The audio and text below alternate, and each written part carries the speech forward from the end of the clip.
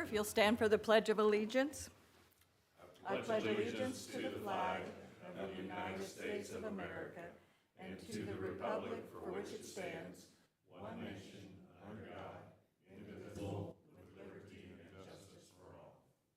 If you'll join me in an attitude of prayer. Father, we thank you for bringing all of these people together with us. We have a lot of important agencies in this community, and we want to make sure that we hear them and we do the right thing, make the right decisions for them and for our community. And we ask you again, please send us some rain. We're so thankful for the rain that we got, and we all know that we could use more, and we thank you for that. In Jesus' name, amen.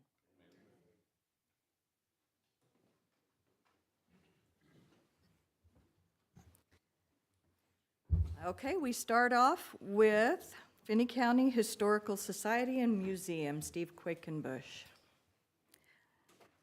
And we do have to keep you to your 15 minutes this morning. Why do I always Everybody, get that? we're going to be watching that.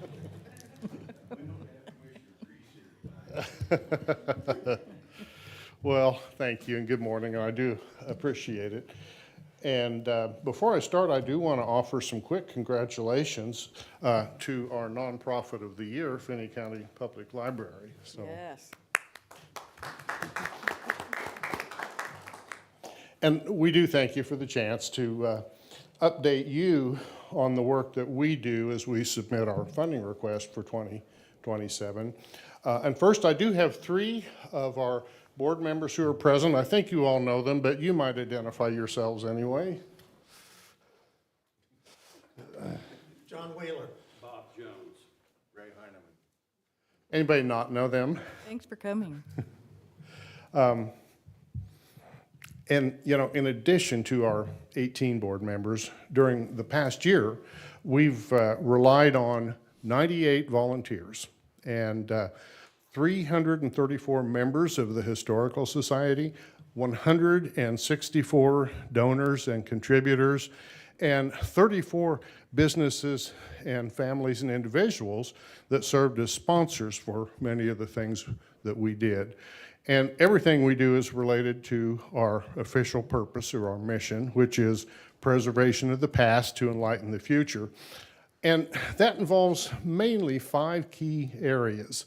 Long-term and changing exhibits at the museum, ongoing historical and genealogical research services that we provide, year-round educational services in the public schools, artifact and records preservation, and a lot of events and activities for the community. Over the past year, in doing that, we've attained about 24 major goals and objectives, and they're listed on the backside, the non-photo side of your handout.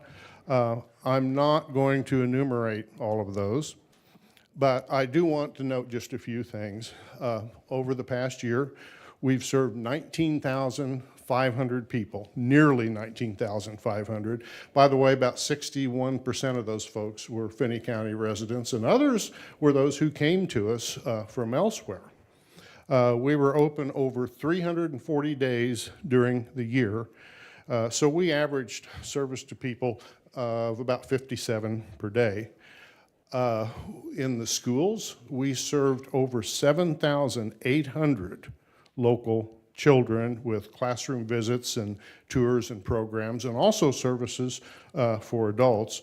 We answered over 1,700 historical research inquiries, some by phone, some on site, some by email, some online. We are now conserving 25,701 historical artifacts and documents, and that includes all of Finney County's early day records as well. We drew nearly 5,300 people during the past year for community events and activities. We helped in bringing about 10,000 visitors into Finney County. I would ask that you take some time when you have some to go through our handout and at least glance through and see everything else that we attained over the past year, and look through those photographs as well.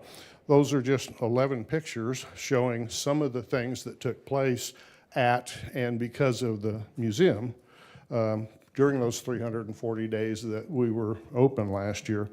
As you can see from the financial information, we are seeking level support for next year from the county, $220,000. That's the level we've been at for several years.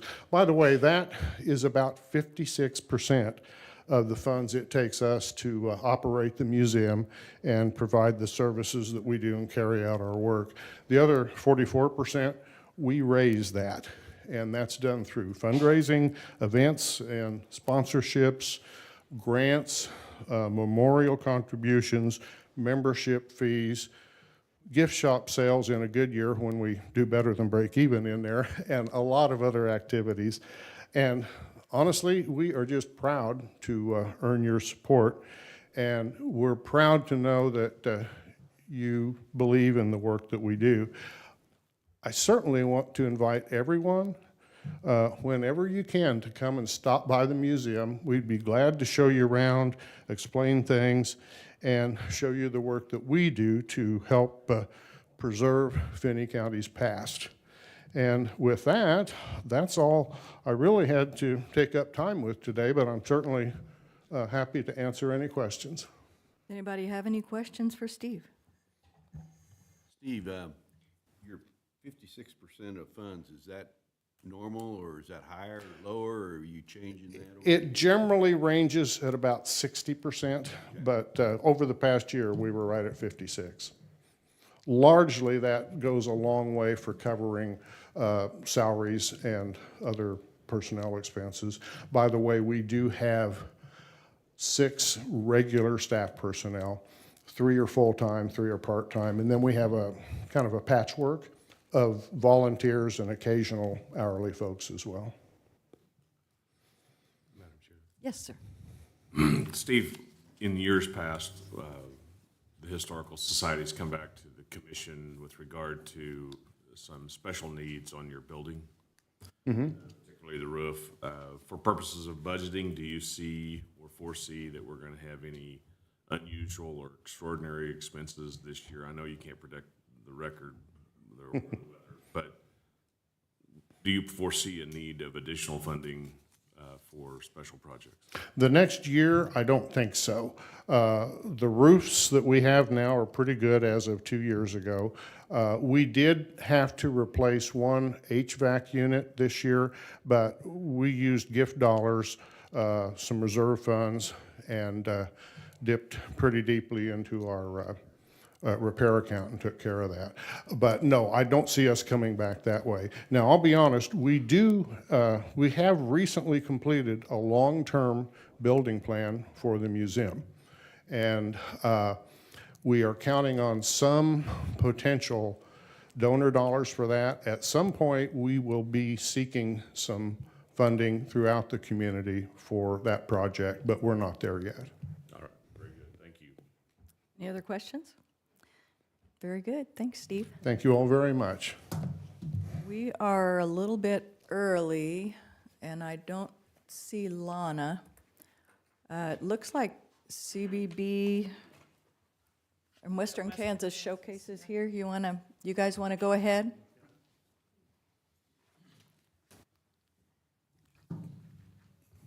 Good morning. I'm Joe Coles. I am the director of Western Kansas Career Showcases. Just a little reminder of what we do. Our number one goal is to help our young people find a career.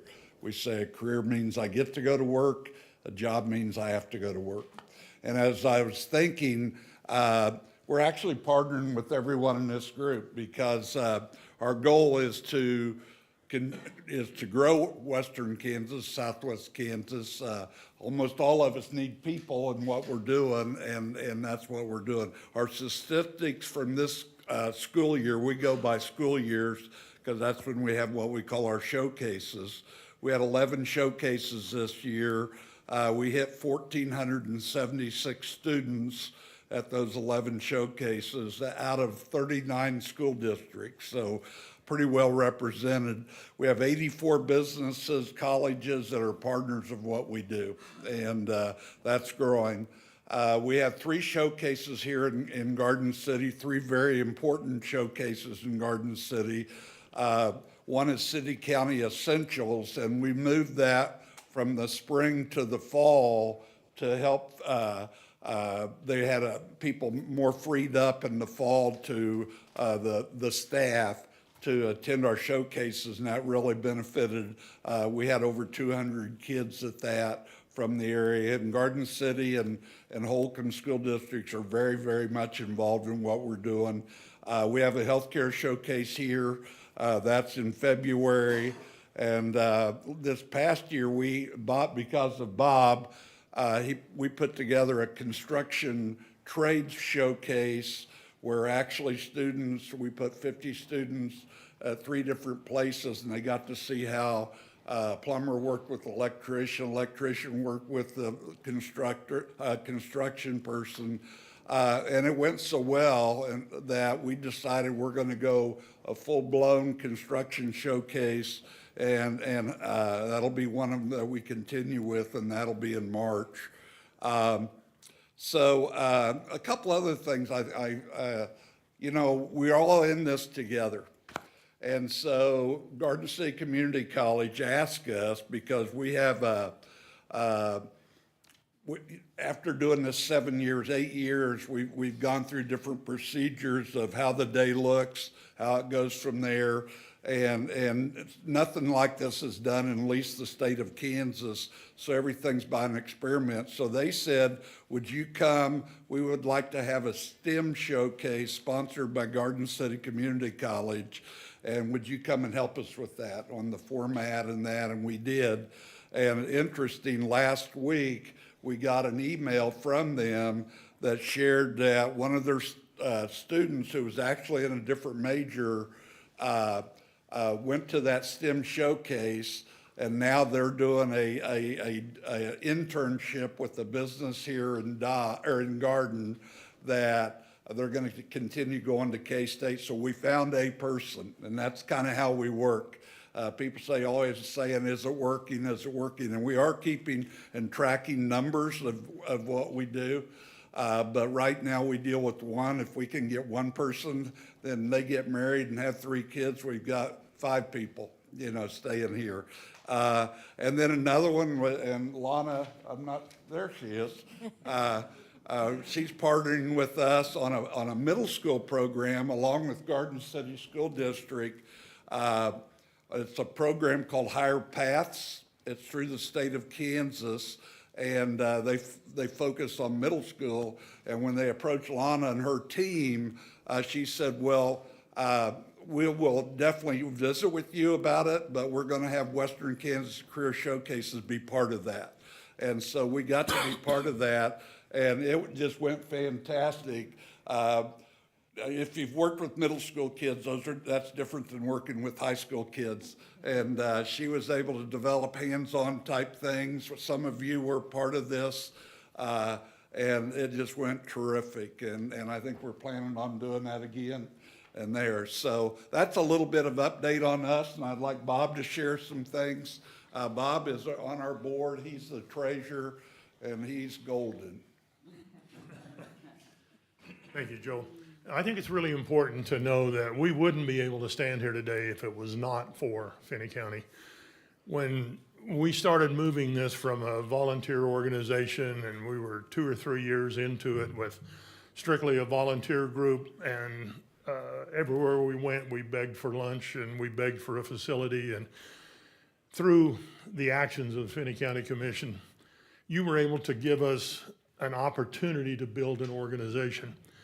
And you've done it several years, and we appreciate that. When we started with the money you let us go, you had about 70% of our funding, and we've been able to grow it. And with the 84 members now that we have, the portion of our funding, yours is now less than 25%.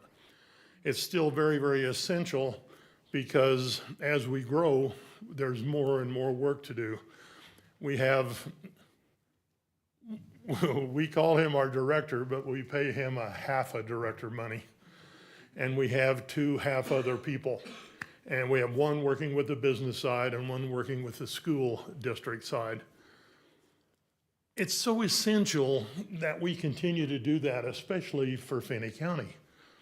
Finney County is really the hub, and in talking with Shannon Dick, who has a number for everything, we asked, okay, Shannon, how important is the relationship with Cimarron and Satana and Lakin and Deerfield and Syracuse and all of these other small communities and districts that we keep reaching out to them? And he says, well, to the best of our ability, there are over 700 people that drive into Finney County every day to work. And not only are they here and working and filling a slot, because they're coming into town, we don't have to have housing for them, which Lana never has enough done. And we don't have to do daycare, and that generally falls on her back too. More importantly, they stop and they buy groceries and everything else, but that relationship needs to continue. And the 3 showcases we have here are the most solid based. And I want to mention a little bit about career fair versus showcase. I know there were several of you involved in the high school career fair the other day, as Tetro was. And the difference is when you have that career fair, there are lots of businesses there. And they open the doors, and here comes this wave of students. And they all kind of look around, and they have no idea who's there, who's going to want to go where. And the biggest thing they have is that they have to go talk to somebody so they can get someone to punch their card. And that's what they basically do. They go up, they introduce themselves, would you punch my card, and they're gone. When we go to a showcase, it's advertised ahead of time what the focus of that showcase is going to be. When you have your city county essentials, it goes out to all of the school districts and it says, the sheriff and the police department, the fire department, the EMS, the public works, all of these different people are going to be there. So the people who come to this showcase know already that that's what they're going to look at that day. As Joe said, we have multiple showcases in multiple locations so that every time when they go, it's a different set of students that come from all of these districts. The model works, and we want to continue. Once again, thank you for all you've done so far. We hope and pray that you can continue to do that. We're not asking for more. We're hoping that it won't be less, but we do ask for continuity with that money. So any questions for Joe and I? Questions? Madam Chair, Bob and Joe, I don't care who takes the question, but one of the things that is always difficult is to gauge the level of success on the investment. And 1,400 and some kids is about $35 a piece, which is less than a dinner ticket. What have you seen as far as the return on investment for the county as to numbers that we're able to fill slots and keep here in western Kansas? I guess I would look at it the other way. I think without that investment, we would have a hard time keeping going. But when we get these kids, if we realistically attack 20 of these kids and put them to work, the cost of creating a person and dragging them from eastern Kansas here and getting them to stay is a phenomenal higher expense than that. Coupled with the fact that these small communities that are all around us are losing students in their school district faster than even Garden City is, and it's going down. It's essential that we keep western Kansas and southwestern Kansas alive. And that's the urgency of this kind of a program, because there's no one else doing what we do. And without this kind of a program, we're going to be really down. Now, I think the other half of that, Jerry, which is a great question, why is there only 1,500 kids if you have all of these showcases? We've had some showcases where we've been over 200 people, 200 students. We have about 5 hours where we get to have them, and we have about 15 to 20 businesses. We don't have enough time in that time frame to inundate that many students. But if we can get that 150 in that room and mix with those businesses, because every student that goes to a showcase gets to spend time with every one of those businesses, or in your case, departments, at that showcase. And that hands-on touch is really, really essential. So value or return on investment, we think we have reached a point that makes more sense, because we're striving for more students, and yet the school districts say, wait a minute, you can't have any more showcases because we can't let students go any more often. So we think we've found the balance, and now we need to try to prove it. I'd also like to point out that the showcases that you've expanded into Oak Lake, Goodland, and Waukene, as well as the Southwest Plains Regional Education Service, Northwest Kansas Education Center. If you look at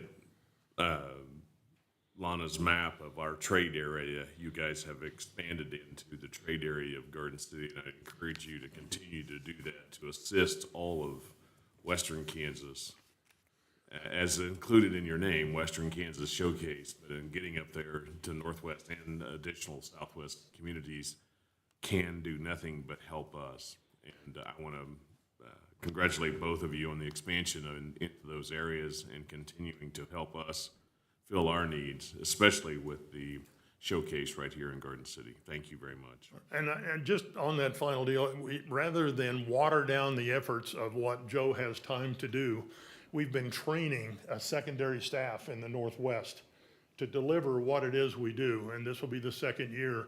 And actually, our contract that we've created with them is a situation where they held 4 showcases this year, and Joe will be in charge of the first one, and their director will be in charge of 25% of the next one, and then a half, and then the last one, their director will be in charge of it, just Joe will be present, so that they will be trained and be able to stand alone, so we don't have to use our money.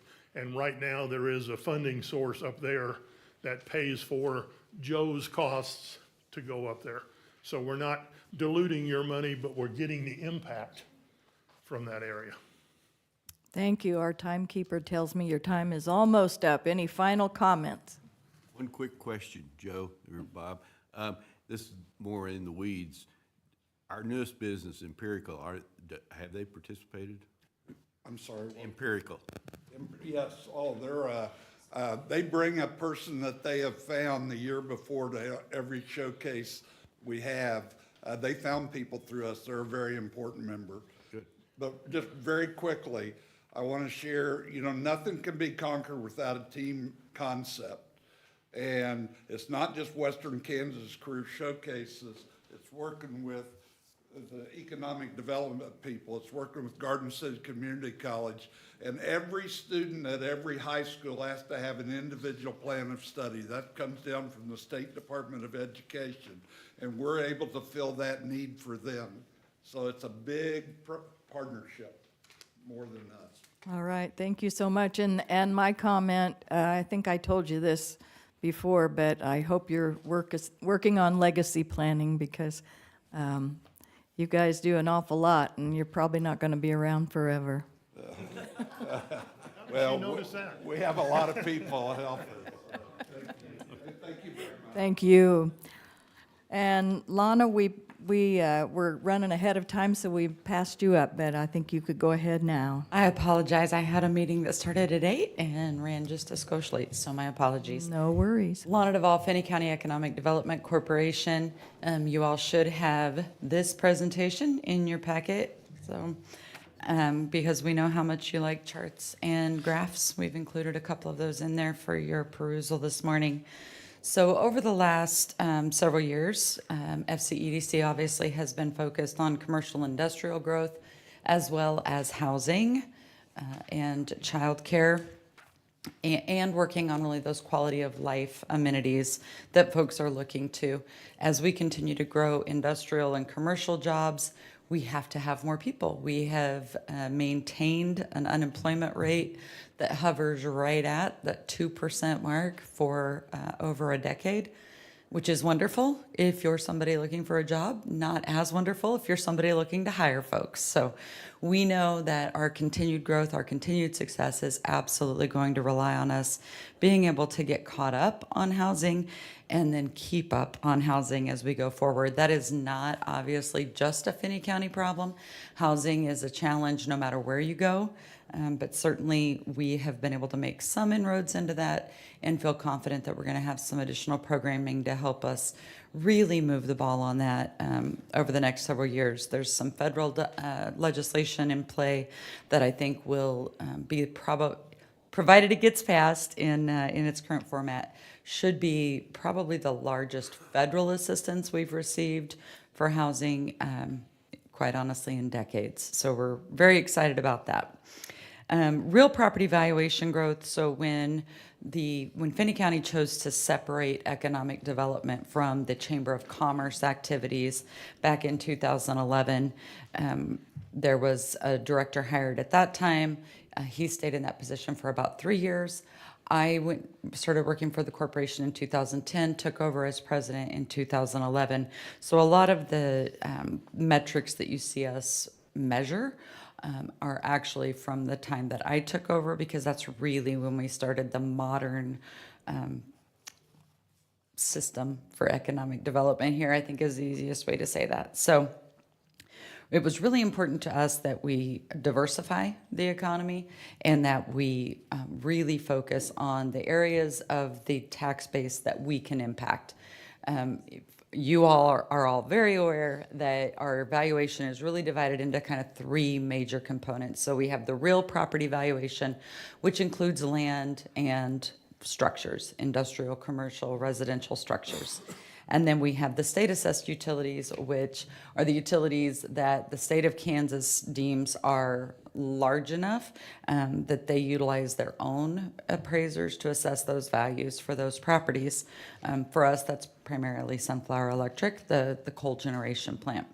And then you have oil and gas, which I don't have to tell you all how oil and gas valuation has gone over the last several years. So when we look at that real property valuation growth, when we started in 2011, that was at 247 million, roughly, which was about 50% of the total valuation. So the amount that you all are looking at to set the mill levy, to determine how much we need to raise in property taxes, that real property portion of that was about half. Fast forward to 2025, and that is now $535 million in real property. So we increased more than double from 2011 to 2025, and it is now 82% of the total valuation that you're looking at. Again, when you go to determine the budget, you have a significant amount in real property valuation that contributes to that now, and really takes out those volatile taxing sources, if you will. So when we look at oil and gas, y'all should have a line chart like this. You can see that growth, that orange line is the growth in the real property valuation, and you can see that oil and gas has gone up and down, but mostly down. And then the state assessed has just continued pretty much on a straight line down. And that makes sense because it really is just the depreciation of that coal plant that you see reflected in that number. So had we not been growing the real property valuation at the rate that we were, you all would be dealing with a much smaller property valuation, which means to provide the services, you would either have to increase the mill levy and every individual would be paying more in taxes, or you would have had to cut services significantly. Anything that's reliant on that property tax would have had to go down. So we know some of this is inflation. We have developed a formula where we can look at that and see how much is just attributed to what would have happened naturally through inflation or through what we consider natural growth. The best way we think to do that is to compare to other like communities. So we compare, for the purposes of this analysis every year, we compare the city of Garden City to Dodge City, Liberal, and Great Bend, and then Finney County to their home counties, so Ford, Seward, and Barton County. The reason we select those counties is because they are the most similar to ours, and they all house community colleges. So that's a super important piece of this, because county taxes, your overall taxes in these counties are higher than they are in counties that don't house a community college. State universities primarily paid for by the state. There's no local funding that goes into those. Community colleges, locally funded for the most part. So really important that we compared with peer communities, if you will. So what we do is we analyze the growth in those peer communities, both the city and the county. In the charts there you see that for the city valuations, and bear in mind that for some of these cities, for instance, Dodge City, they have 2 packing houses right within their city. So that does change their valuation. It's in the city versus the county. And that's why we do both city and county, is to try to capture all of the variances, if you will, in how our communities are laid out. But in the city comparison, you can see Dodge City had a growth rate of 4.18%, Liberal 2.35%, Great Bend 3.05%, Garden City 5.16%. And then in that county analysis, 3.8% for Ford, a negative 0.09% for Seward, 2.28% growth for Barton, 5.68% growth for Finney County. So when we take that and determine back to see what percentage of that growth can be attributable really to our model of economic development. So the way we have chosen to do economic development in Finney County, that shows you that about 64% of the growth in valuation is attributable to how we've chosen to do economic development in Finney County. So not just the FCEDC piece of that, but the broader partnerships that we share with the county, the city of Garden City, the city of Holcomb, and Garden City Community College. Further, we take that down to say, okay, so what's your return on investment been over that same period? So again, this is from 2011 through 2025. The total investment from the taxing entities has been just short of $5.8 million over that 15-year period. And that attributes, when we attribute the growth and determine what your return on investment is, we've returned about 2,446% on every dollar that you've invested in economic development efforts. We don't calculate in the funds that we've been able to secure through the state or the federal government in this return on investment. However, those are significant. We've had multiple KDOT projects that we've been able to secure simply because of economic development projects that we've done. And we also have federal dollars that we've been able to secure because of the growth. So think about the airport, where we had a significant federal investment, as well as the City of Garden City's water recharge project that's underway. We've been able to secure millions of dollars from the federal government. So we don't calculate those as part of your return on investment, but certainly if we wanted to, we could, and it would tell an even bigger story than it does now. I think it's important to look at the annual tax capacity that we've created. So on page 4 of that document that you received, you can see that excuse me, based on the attributable growth to the economic development efforts, the annual tax capacity increase for Finney County has been $3.2 million. For City of Garden City, $3.18 million. Holcomb has had an increase of $168,000 a year. Garden City Community College, $1.9 million. 457, $4.9 million. And you see there that USD 363 has actually had a decrease in their tax capacity. And I think it's super important for people to understand why that is. That is largely because of the state assessed utility. So almost all of that is attributable to the fact that the Holcomb coal plant is going to continue to depreciate unless there is significant investment made for some reason to keep it online, or to modernize it, or to even transition it into a different power type if that's what needs to happen. So again, that's what happens when you don't have room for a lot of additional industrial growth. There's not a lot of land surrounding the Holcomb footprint for their school district where we can put large industrial projects simply because of infrastructure.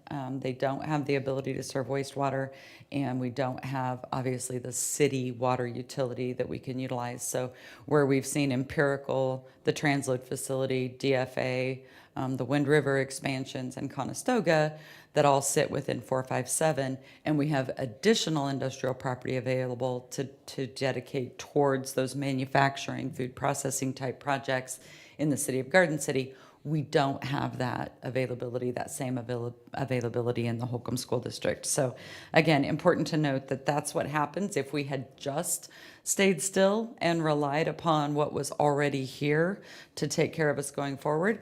Every taxing entity would be seeing that decline in tax capacity, simply because without growth, there is no standstill. And I think that's the best example of, if you're not growing, you are shrinking. That is just how it works. Once things are on the tax base, they're going to start depreciating, and we all know how that works. So I'm happy to answer any questions you have. I think most important thing, we did ask for a slight increase from our funding partners this year, and we've asked for $325,000 from Finney County, $320,000 from the city of Garden City, $40,000 from the city of Holcomb, and $30,000 from Garden City Community College. We did have a contract with Small Business Development Center of Kansas that was funding half of Grant Linenberger's, the Director of Business Development. It was funding half of his salary. SBDC has had some reallocation of resources, and the Department of Commerce is no longer funding those efforts. So unfortunately, that impacted our contract with them. And they're working to get that restored, but as it is now, that will be about a $35,000 reduction to our annual budget as we go forward. So happy to answer any questions I can for you. Any questions? Keep up the hard work. Thank you. We will. Thank you. Thank you. Next, we have Finney County Public Library.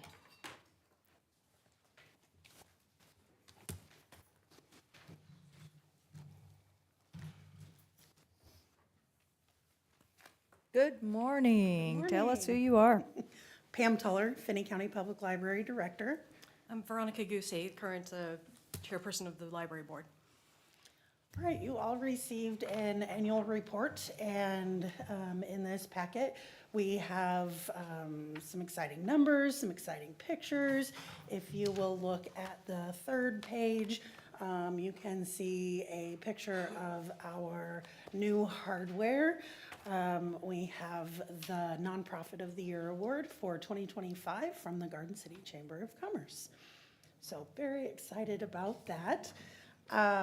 You will also see in the packet that you received the state infographic with all of the information. I did give you clear back to 2019. That way you are aware of kind of where we are compared to pre-COVID. And with last year being a little more difficult than previous years, we do have some lower numbers this year, but we're hoping to see, and we're already seeing, an incredible increase in participation in programs, in attendance just coming in the door, and checkouts. So our digital checkouts and our physical checkouts are going really, really well. We're seeing a little over half of our checkouts being digital now. So that's exciting to see that even if people aren't interested in physical books, they are interested in still using the library. So we appreciate that, and we are excited to continue to grow. Thank you. Well, Pam mentioned some of the difficulties the library had to deal with last year. I'm sure many of you are familiar with the difficulties with the HVAC system. And I know who you are, but give us your name, please. Again, okay, I'm Veronica Goosey, chairperson of the library board. Thank you. Because of some of those difficulties, our budget request did raise slightly this year. So we're asking for just around 1.2 million. Some of this goes to operational costs, although we don't, as we mentioned in some previous meetings, we don't have a firm number on our contract for 2027 with LS&S because the contract is up for renewal, and so it has not yet been negotiated. Our current operations line number in your budget document there is an estimation based off of last year's contract number. So there are a couple of other major concerns there. So with our difficulties with HVAC in the last couple of years, we know that there are going to be more building needs. It's an aging building. We know that the roof is going to need some attention in probably the relatively near future. And at the moment, the library building is owned by the Board of Trustees for the library. And our past budget requests have never included funding for a capital improvement plan. So this year's budget request does include approximately 10% of the request earmarked for a capital improvement fund. Now, there is the possibility that perhaps if the county wanted to buy back the library building from the board members for a minimal fee, that could potentially reduce our budget request because then we would not need a capital improvement fund. But as long as the building is owned by the board, we do need to make some plans for those kinds of repairs. Additionally, we had some difficulties qualifying for state aid. At the time that our budget request was put in, we had been informed in January that the library was not qualifying for state aid for reasons that did not make sense to us. Since then, just recently at the beginning of May, we received notice from the library board, from the state library, that they've granted a waiver, so we will have state aid funding. So that also, we unfortunately just found that out. So that has not been accounted for in the budget request as presently with you. Let's see. What questions do you have? Anyone have any questions? I do. Can you name a capital expense that the library's had that we haven't provided the funds to pay for? There was a plumbing. Oh, yes, just recently the Some, in the sump pump, yes, down in the basement. So we just finished the HVAC system repair largely, and then there was an issue with the sump pump, which isn't very important because the HVAC system drains into it, and so that needed to be addressed quite quickly. And those funds came out of the Wampler Fund, right? Or no? During my tenure, which is not very long, and this guy to my right's only been here for 20 years, but this board has generally provided all of the funds necessary for capital improvements. And my question to you is if you're a John Q taxpayer, do you want another taxing entity creating a capital fund, which means exercising the obligation to impose a tax and collect it and then save it? Isn't that money better off in the taxpayer's hands until you need it, when we have adequately provided for your HVAC system, your roof, your scuppers? Those are just three things in the 3 years that I know of, and Commissioner Jones can probably go over that longer. But it seems to me that this board has adequately provided capital funds when necessary, and the taxpayer would be better off not creating a reserve and leave those funds in the taxpayer's hands rather than creating another capital fund. Your comments? And I would have absolutely no objections to that. We have a good history with the county. But if we don't have a capital improvement fund, I think it would be very helpful to have a more clear maintenance contract with the county that more clearly addresses those issues. Right now, the maintenance contract is very vague. And so it could be helpful to maybe have another look at the maintenance contract. I think if we can address that, maybe we don't need a capital improvement fund. And I would agree. The maintenance contract is very vague, not only library staff, but for county staff as well. So at the very least, redoing our maintenance agreement with the library would be very helpful to give staff direction. And to your comment about possibly purchasing the building would allow us to budget for capital projects going forward, because we're currently not doing that for the library. So Are you gonna receive in your state funds since you just got notified? $13,085, $82, yeah, About what it was last year. yeah. Any other questions?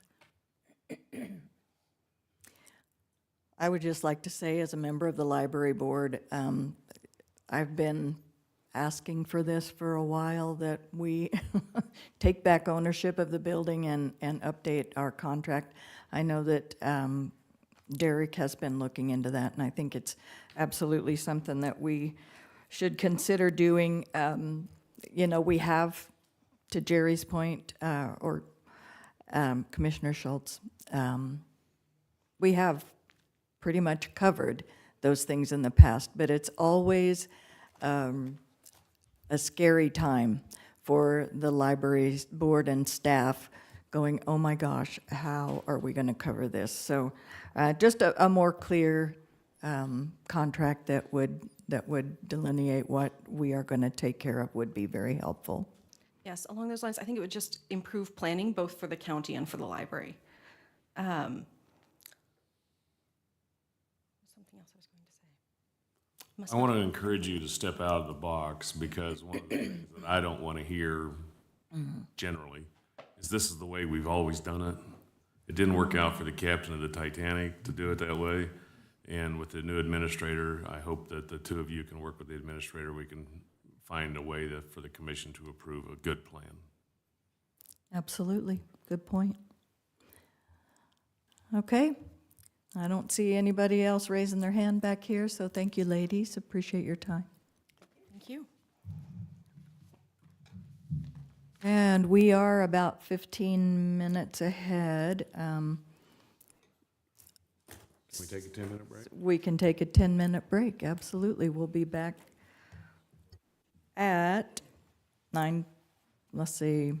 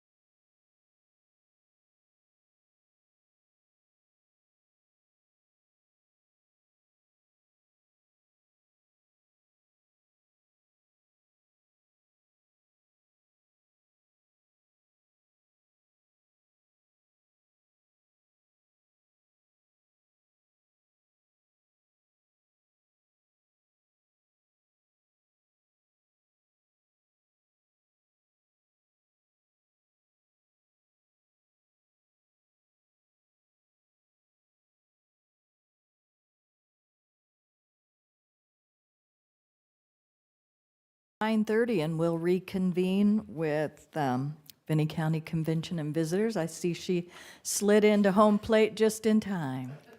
Oh, my apologies. No worries. I lost a page of my presentation between here and the kitchen table, so my apologies. You have in front of you some supporting documents for the information I'm about to give you. And I'm a little bit different than everybody else, so it stands to reason my presentation should be different, right? So I'm going to do a little background on the CVB. The Finney County Convention Visitors Bureau, CVB, is fully funded by the 6% guest tax applied to lodging stays within the county. This funding structure ensures that our operations and investments are supported entirely by visitor activity. That means not local property or sales taxpayers. Guest tax revenues are collected at the state level, remitted quarterly to the Finney County Treasurer, who then allocates those funds in accordance with the commission-approved resolution. The CVB operates as a quasi-governmental entity under a formal resolution adopted by the County Commission. The resolution designates the CVB as the official Destination Marketing Organization, another one of those acronyms that we use, DMO. So our annual budget and board appointments are subject to commission approval as well, ensuring both oversight and alignment with county priorities. Our board consists of 10 members, and I have quite a few of them here, both past and present. 6 of those representing the lodging industry, 4 of those are at-large positions, along with a county commission liaison, and currently that is Mr. Baskew. This board meets the 3rd week of every month at 3 p.m. at 1511 Fulton. This meeting notice is also posted on our website for public awareness at visitgck.com. Also, that's where you're going to find your community calendar. We operate on a calendar fiscal year and are included in the county's annual independent audit conducted by Lewis Super and Dick. Our organization is staffed by 4 full-time employees with a combined depth of experience in tourism promotion, marketing, and event recruitment. This lean staffing model allows us to operate efficiently while delivering measurable outcomes. This staff goes above and beyond. I know you've heard me say it 100 times in their roles here in the county, but not only in their roles here in the county. These folks are on state boards, they are leaders in local coalitions, they are lobbyists, and they are advocates. And for the upcoming year, we are asking and requesting the approval of a $1 million budget. When we say that we're asking for the approval of a $1 million budget, this is where we are a little bit different than everybody else that's asking for granting funds right now. Because it is based on, we come from the sales tax, which is a specific use tax. We operate 100% off of that. And so when I say we're asking for $1 million budget, those are projections. We may get $1 million in revenue, we may not. Now, on projected from what we have accrued over the last years, we know we're probably going to hit that on a continuing basis. So therefore, our budgeting approach is a little bit different, and we always have to be conservative and responsive to the variables in those collections. So even though our budget is up here, we're constantly watching and manipulating and trying to make sure that we don't overspend our receipts. We currently maintain reserve funds of $238,910. These reserves are held in accordance with sound financial management practices and serve 3 primary purposes: to ensure continuity of operations during economic downturns or revenue shortfalls, to meet existing financial commitments if collections underperform projections, and to provide flexibility for strategic investments in high-impact opportunities such as recruiting major events. I will let you know that there are 5 CDs, and the reason we have held those with revolving maturity levels is so if we ever are in need of using those, we can use one of those CDs without incurring a major withdrawal of penalties on a singular fund. So as we go into not only of where we get the funds, here's the use of the funds. In 2025, there are 3 key areas of expense that we use. We do marketing. Marketing, last year we spent $338,703.59. And that supports year-round promotions in Finney County to drive visitation and overnight stays. This includes digital and traditional advertising, content development, website design, management, in-house production capabilities, and these in-house abilities allow us to reduce long-term costs.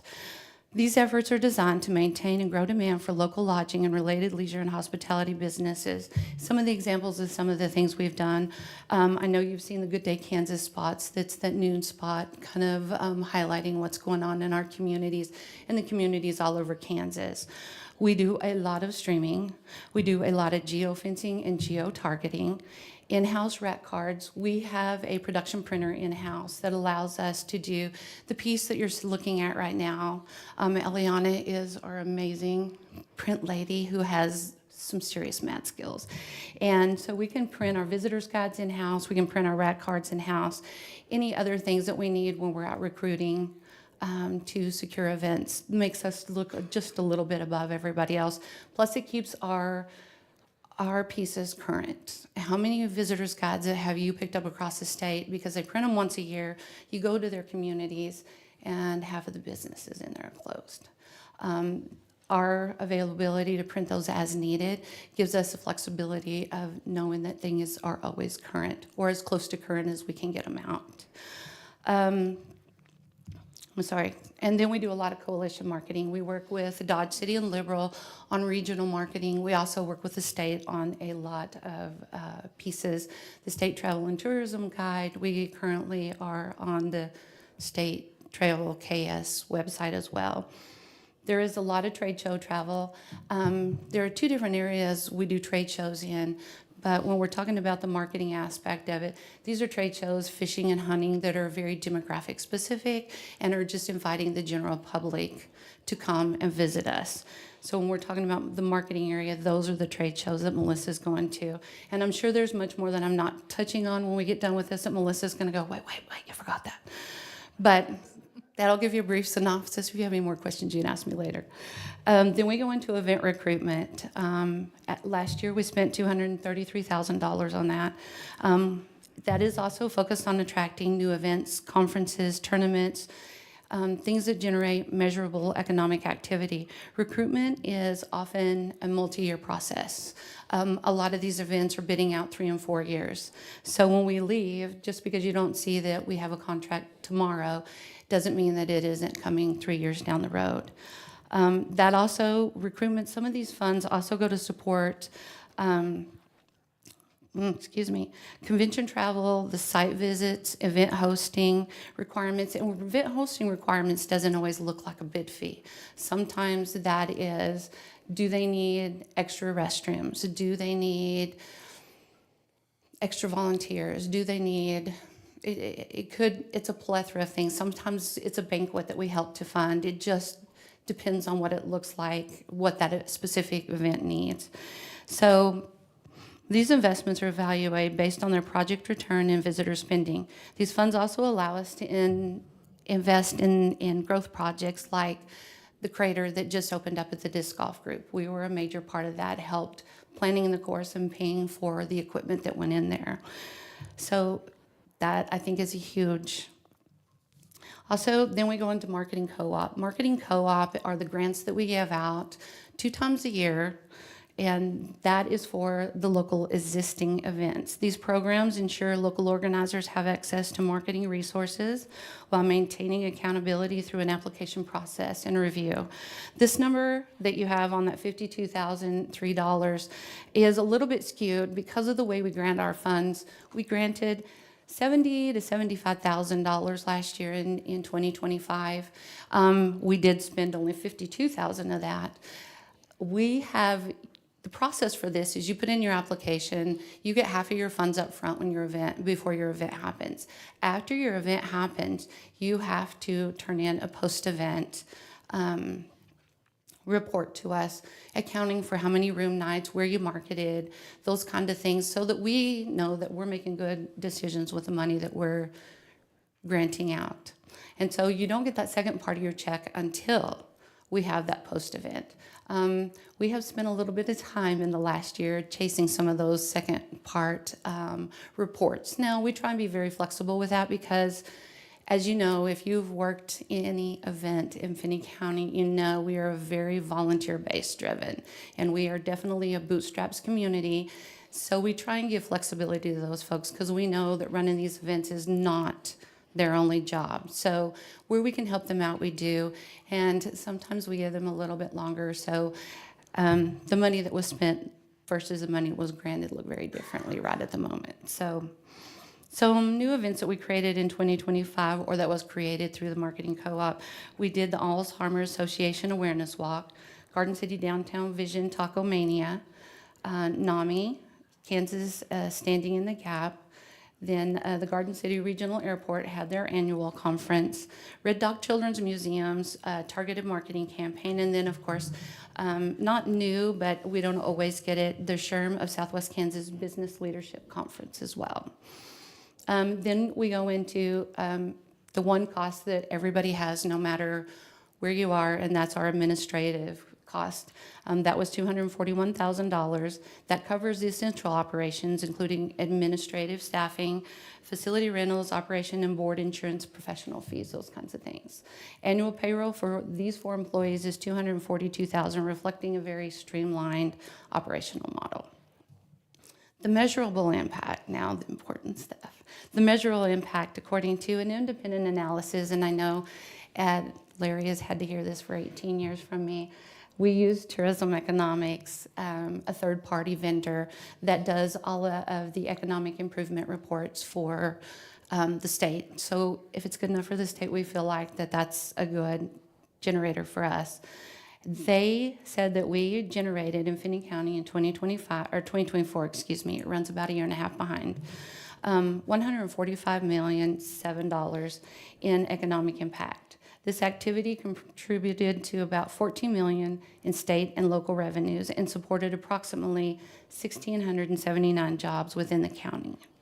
Because what we sell is intangible, we do have to look to reports from some of the software we utilize.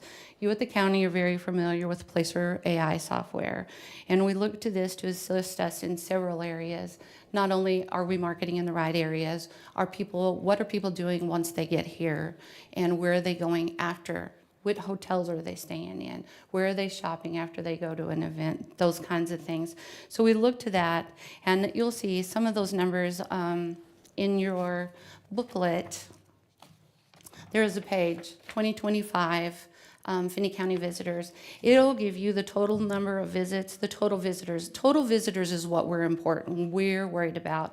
Total amount of visits doesn't matter to us. If you visit 3 or 4 times in the same time that you're here, that's not as important as a total visitor to us because we want a lot of visitors. I want you to visit over and over, but the total visitors versus the GC visitors and then the difference total. And you'll see, like at Buffalo Dunes, we had total visitors of 8,900. GC visitors were 2,700. That means 6,200 of those visitors that went out to Buffalo Dunes were from outside of our community. Same thing with downtown. Downtown had 183,000 visitors. 35,000 of those, roughly, were from Garden City. That means 147,000 of those visitors were from outside of our community. And the list goes on, and I'll let you look over it. Now, with any software, I'm never going to say this is 100%, just because I don't believe softwares are 100%. So I would give that a 10% variance either way, plus or minus. So those numbers are very strong. Not only that, when we look at that, that also gives us a good baseline. But there are also the reports like the pull factor report. This report tells us exactly how many of our dollars spent come from inside of our community and outside of our community. So if you have a 1 per this report, and this report is in your book as well, that means that you are very even and very well supported on either side, the outside revenue and your internal revenue. Finney County sits at 1.42. That means that the majority of our revenues are coming from the outside spender, which is amazing because that gives us, oh, pardon me, I'm getting dry. My apologies. This points to the fact that we're facilitating several of the sales tax issues with more revenue coming in from outside dollars than resident dollars. So obviously that visitor is very, very valuable to the local taxpayer. Sales tax revenues are also a monitor, as is the steady growth of the transient tax. These figures demonstrate the investment in tourism promotion and event recruitment provide long-term return, driving external dollars into the local economy, supporting jobs, and expanding the tax base. Roxanne, that little alarm tells us your 15 minutes is up. Okay. I'll give a couple of minutes for questions if anybody has any for Roxanne. This is the first time I've been the one.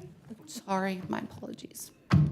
Roxanne, which event did you fund that you received your greatest economic return on? I would say the Garden City golf tournament, the Charity Classic. Charity Classic is a international event, and that recruitment of that event has brought in a little over $1.5 million every year. So not only that, but it has put us on the national map, it's put us on the international map. We have about 36 countries that come into with that event and every state in the union. A lot of those girls, because this is just under the LPGA level, a lot of those girls that you see in our event, the next year you see a lot of those ladies on the LPGA golf television.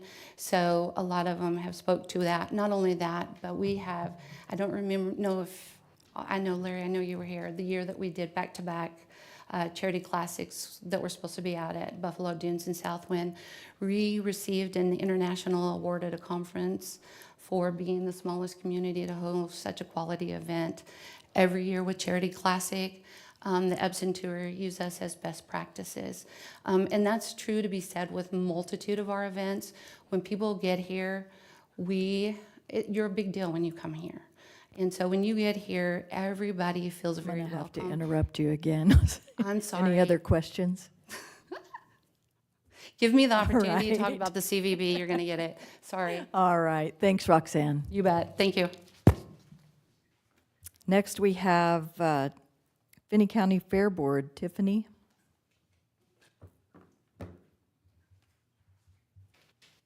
Good morning. Good morning. How are you guys? We're good. Ready How for about another you? one? Okay, you have to forgive me. This is the first time I've ever done this, so we're going to learn together. You'll be great. Okay. Good morning, Commissioners. Thank you for giving me the opportunity to speak with you today. I am here on behalf of the Finney County Fair Board to discuss our request for an increase in the county allocation supporting the Finney County Fair. The Finney County Fair is far more than a single event. It is a week of events. In reality, it is more than 20 individual events, programs, competitions, attractions, and community activities operating under one umbrella over the course of an entire week. It's 4-H and FFA exhibits, open class competitions, livestock shows, concerts, rodeos, tractor pulls, family entertainment, community meals, vendor coordination, youth programming. It is tourism, it's agriculture, education, and community engagement. And every one of those moving pieces requires planning, staffing, equipment, insurance, utilities, advertising, security, logistics, and operational support to keep the wheels on the bus turning. The public often sees the finished product for 1 week in July. What they do not see is the year-round fundraising, planning, organization, and financial pressure required to make all of it happen.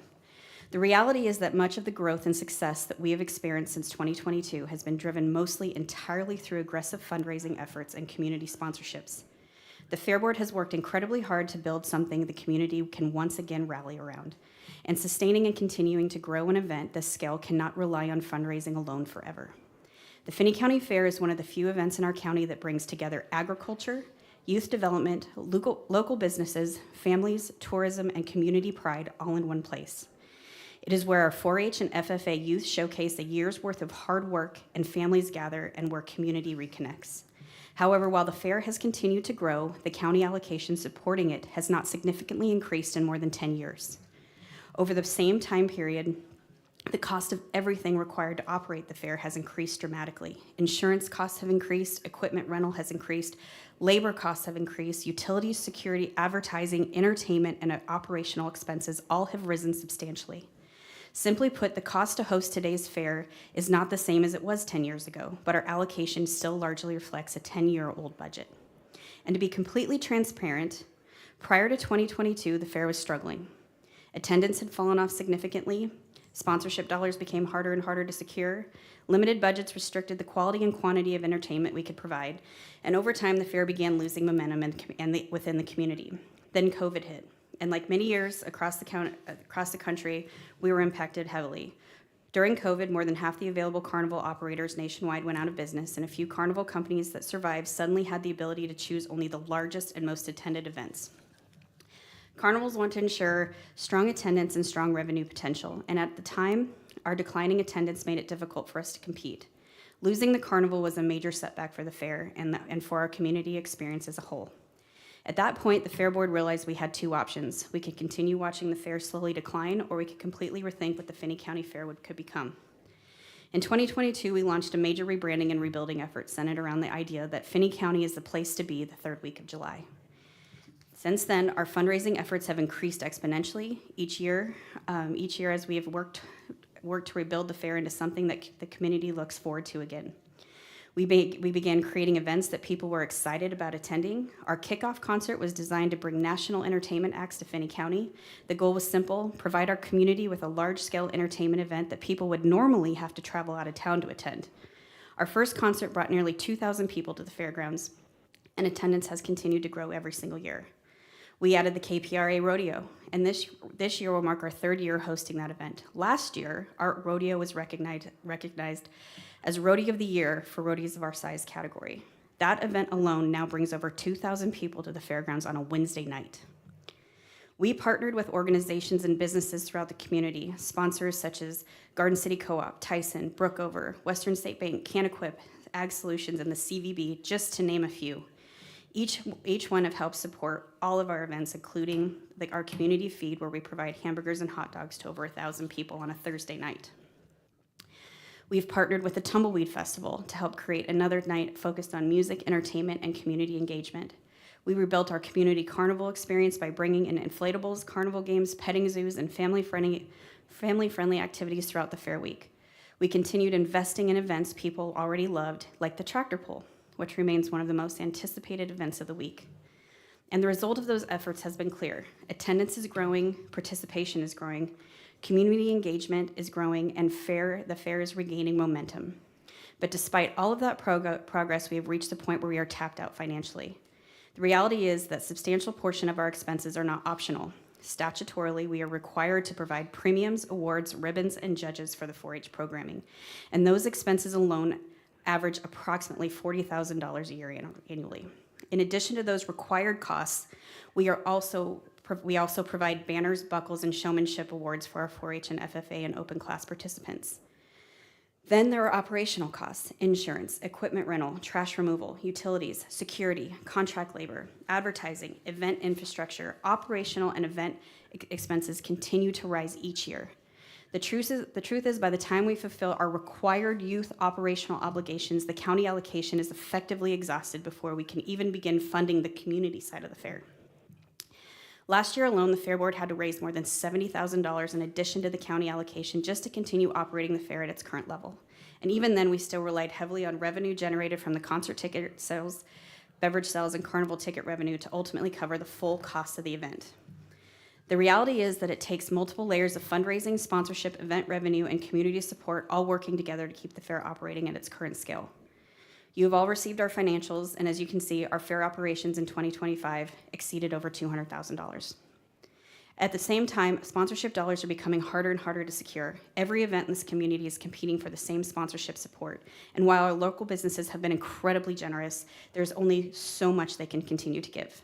The Fair Board is proud of what we have accomplished, and we have worked hard to rebuild this event. And we have proven there's momentum, we have proven the community will support it, and we have proven that the people of Finney County want the fair to succeed. But sustainable growth cannot continue to rely solely on volunteer fundraising efforts. Today, we are asking the county to continue partnering with us in rebuilding and growing one of the largest community events in Finney County. An increased allocation would allow us to continue improving the fair experience, bring in larger entertainment opportunities, enhance family attractions, strengthen infrastructure, and continue building the fair into a premium into a premier regional event that reflects positively on Finney County. We are not asking the county to carry the fair. We are asking the county to invest alongside in something that is once again becoming a source of pride, tourism, economic activity, and community connection for Finney County. The momentum is already here. The growth is already happening.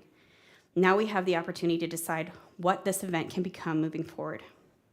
Now that I have shared all this with you, I think the real question becomes, what do we want the Finney County Fair to be? Do we want a traditional county fair centered primarily around 4-H, FFA, and open class exhibits only? Because there's absolutely nothing wrong with that. That model is respectable, meaningful, community-centered, and is something we can continue to provide within our current allocation. Families, friends, and supporters gathering at the fairgrounds for a week to celebrate the accomplishments of our youth is something worth protecting. Or do we want something bigger? Do we want an event that draws people not only from Finney County, but surrounding communities from across the state and potentially beyond? Do we want an event that brings former residents, family members, and friends back home to Finney County because they know there will be something happening all week?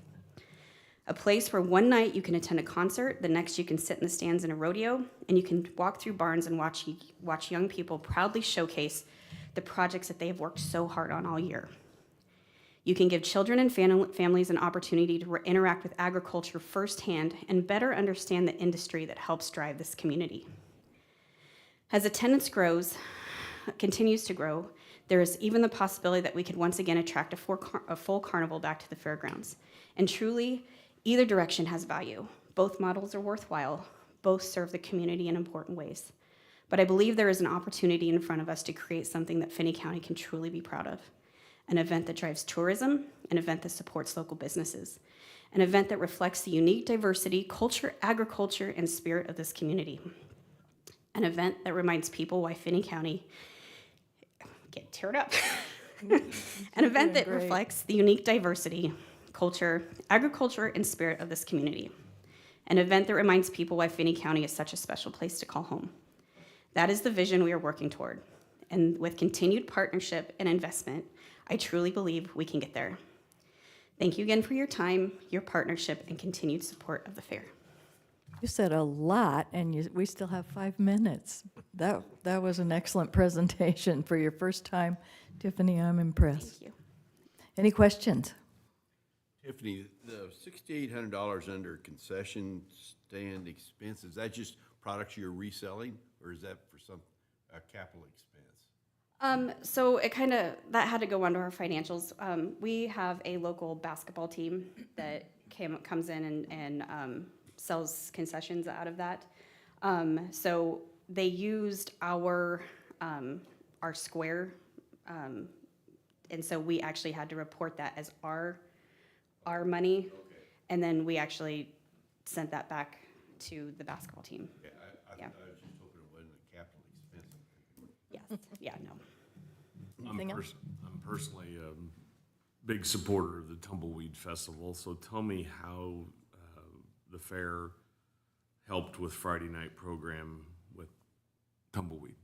So that was something actually we're super excited about. So we kind of we used their tents, and so it kind of, when Tumbleweed didn't know where they were going, I worked a lot with Matt, and pretty much what we did was we provided the night. They secured the bands, but we part of the deal is we use their alcohol to get our CMB license, and as a part of that, we turn around and sponsor Tumbleweed. So we actually give to Tumbleweed $3,000 sponsorship to put on Tumbleweed. What they did with that is they turned around and invested that in the bands that came to the fair on Friday night, and then we provided the lights and the sound and obviously the tents and the space, and pretty much they put on Tumbleweed for a mini Tumbleweed for that night, and we just let them take over the fair for Friday night. And then they provided the work, the labor to put that night on. I want to encourage that. Thank you. Any other questions? Yeah, I don't have any questions. I'm the board liaison for the Fair Board. All I can tell you is that I've become very educated, very excited, a little disappointed, as she mentioned, how the fair had gone down and everything, but I can tell you there's a level of excitement. I'm excited about the opportunity of bringing the fair back to how it was when I was a little boy, which Tiffany knows I'm a big proponent of finding a carnival to bring it back. But I think that an investment by us into the fair, a future investment into the fair is, I think, a wonderful thing to bring entertainment and excitement back to this community.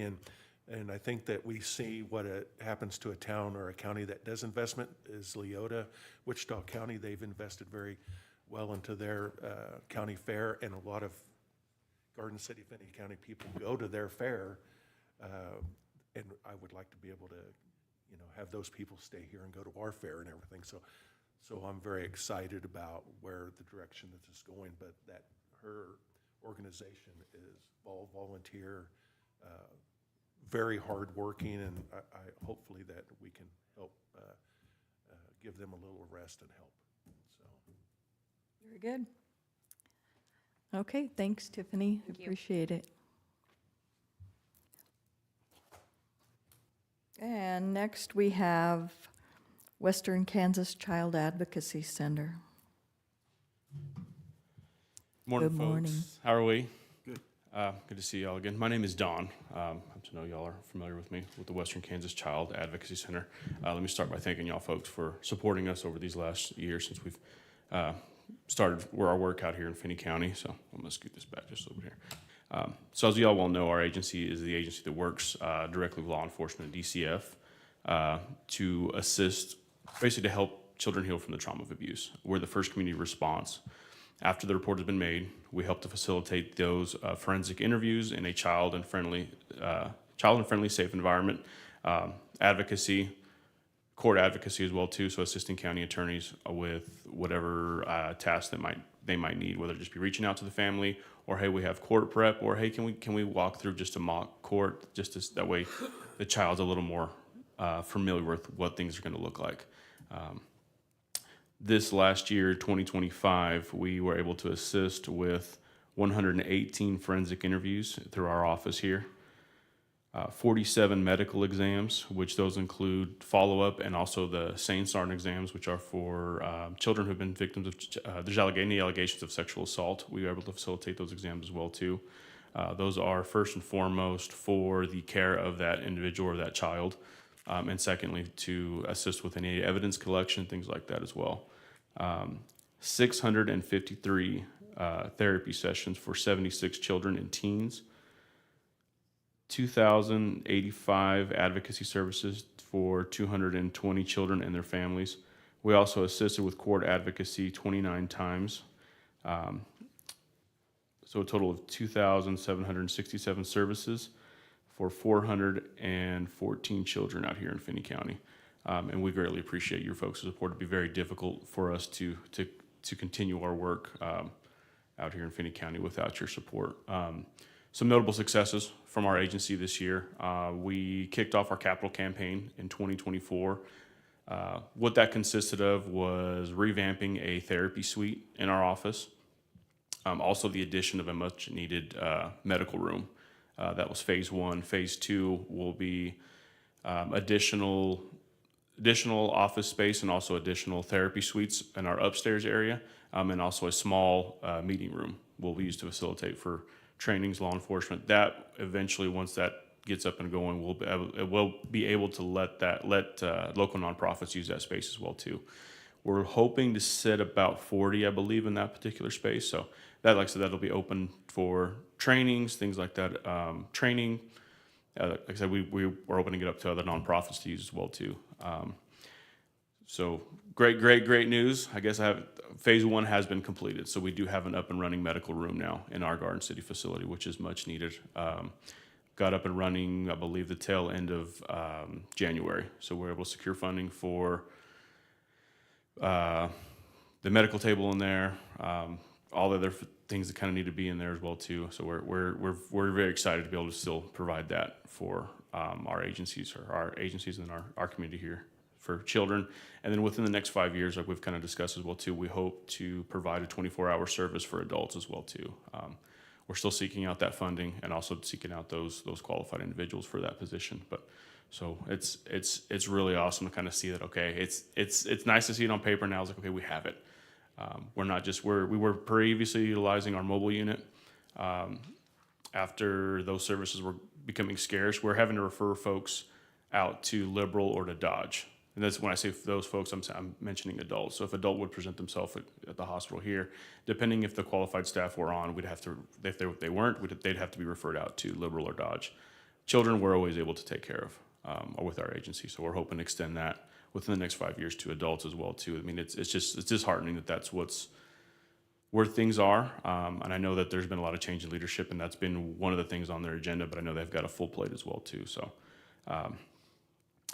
what I'd like to go ahead and read to you is some comments from a parent that was left for us. After many years and asking numerous times for help, I felt today was the day that I've waited for. I felt like today somebody cared and somebody heard. I felt like today was a success, and I was finally able to help my child cope with the difficult trauma and help me with their unpredictable behaviors. Support was the greatest feeling I can say that I've received walking away from this experience. Thank you so much to every person involved, and thank you for all of you. We're all grateful. We're grateful for all of you. So that was kind of just a comment left by one of our parents, and thank you for helping us to be a part of that. So. Thank you. Any questions? Yes. I'll just comment. I can remember when the Advocacy Center opened up here in Garden City. Myself and some of our staff went down and helped remodel. I'm sorry. Okay, thank you. I can remember when the Advocacy Center opened up here in Garden City. In fact, myself and several of our staff folks from the police department went down and helped do some remodel on the facility. And then back then we discussed opening up the second floor, and glad to see that's going to come together. It's unfortunate that we have this many victims, but I'm a strong proponent of what you all do down there, and Thanks, sir. I've seen the work and greatly appreciate the work that's done. Anybody else? Madam Chair? Yes. One of the things that's on page 1 of your last page of your submission to us is the funding requests from the other counties, generally in what I would call the western third of Kansas. I would like to point out that in Finney County, you serve 449 children. And the Finney County Commission provided $15,000 towards your efforts. The next corresponding county is Sherman County, who you serve 22 children. And Sherman County found the wisdom, knowledge, and investment to invest $15,000 in your program. The difference in ratio is striking, and I want you to know that this commissioner is really concerned that we need to up our game as it relates to supporting and reaching out to children in need of care in our community. And I applaud you for your efforts, along with your fellow workers at CASA, to change kids' lives. And your memorial or your statement from the parent that was served and helped is just one indication of the success of your program, and I hope that this commission finds the wisdom to meet your grant request in full. Thank you. Thanks, sir. Thank you. Yes. Quick question. You mentioned Dodge City several times, but I don't see Ford County on your list.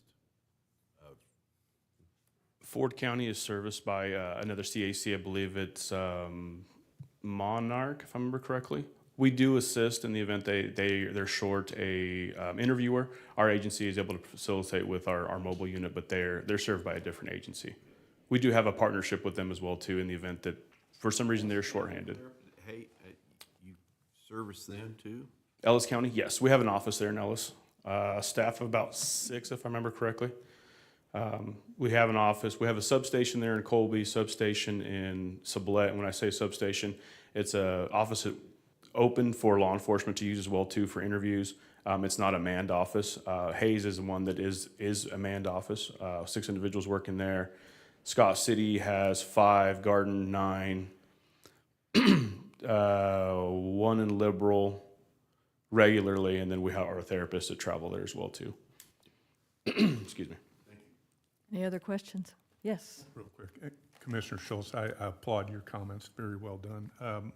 Notice that the counties are providing support.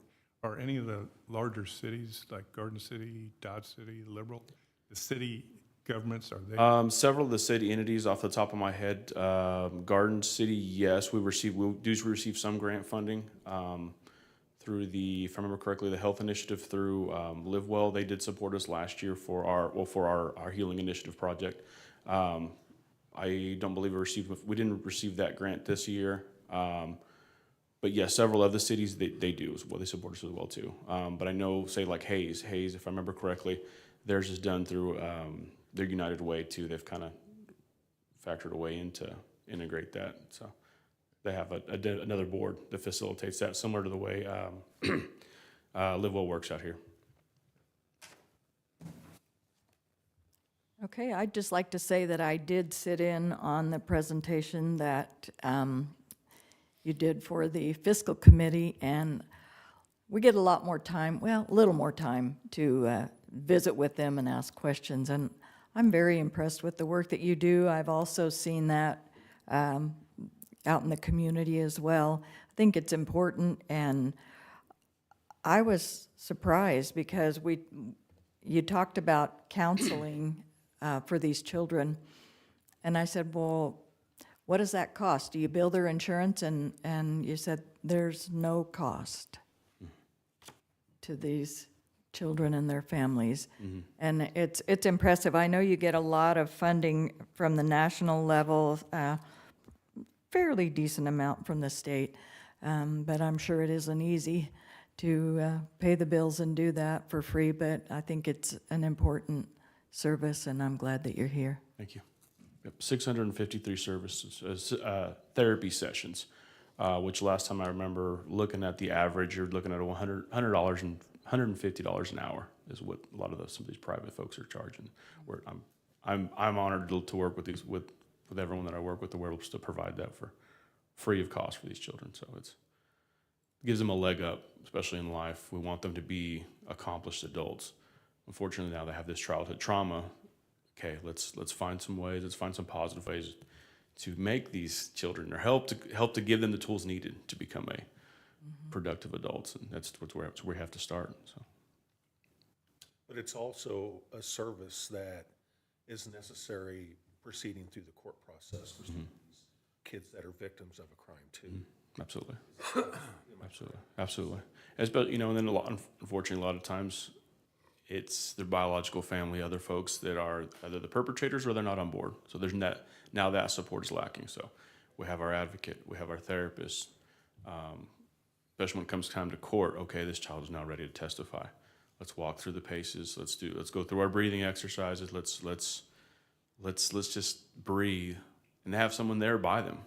Unfortunately, it's not always family. We wish it was, but sometimes it doesn't work out that way. So that's where our agency.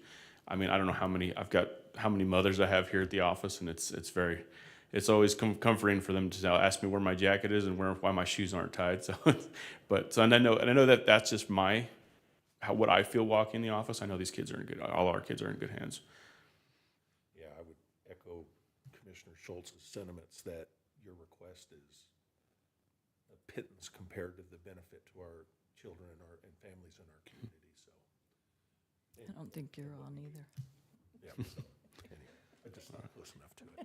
Well, we hope to have our phase 2 kind of completed here. I believe we're on the schedule to get things completed. That we have received, I believe we're just about where we need to be to hopefully get be on board to be everything ready to go by January 1. I say that out loud, and I'm sure it's gonna be a wrong beam that's not available for 6 months or something insane. I don't know, but I would love to have y'all out and just to the office as soon as that's completed. So. Very good. All right, I think that's all we have for you. Thanks for coming this morning. Thank you. Appreciate it. You have a great day. I believe we have a break in our schedule, so let's reconvene at 10:30.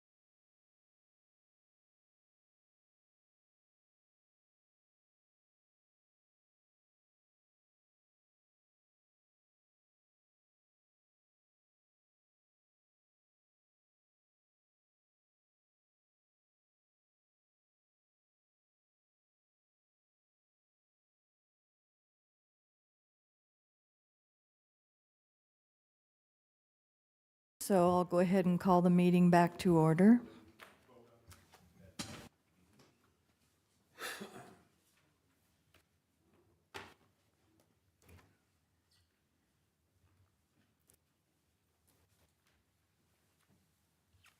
And next on our agenda is Russell Child Development Center.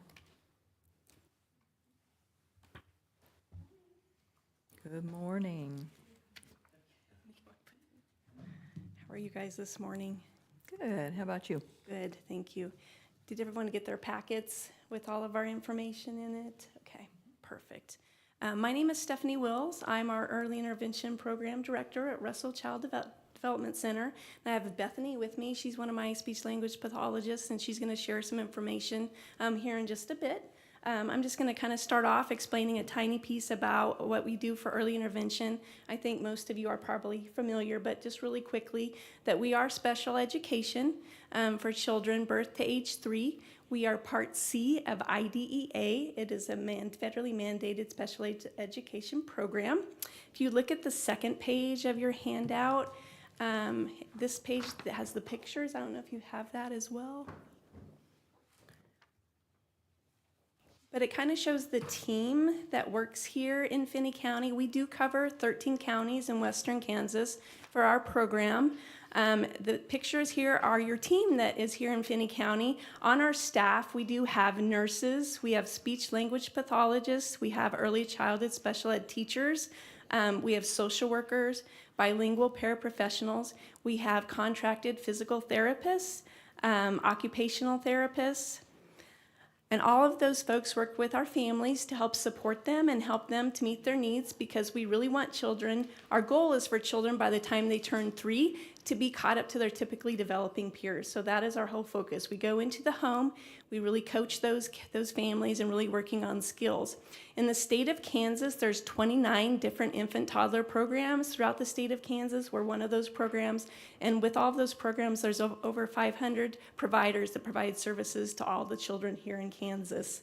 If you look at the next page, it just looks a little bit of our numbers here in Finney County. We were actually up 40 kids last year, so we were up to 620 kids, and almost half of those kids are here in Garden City. We provided services to 307 children here in Finney County with our Part C early intervention program. Our Part C intervention program also partners with the school district, Garfield. We provide services to children until they turn 3, and then we transition them to the school district.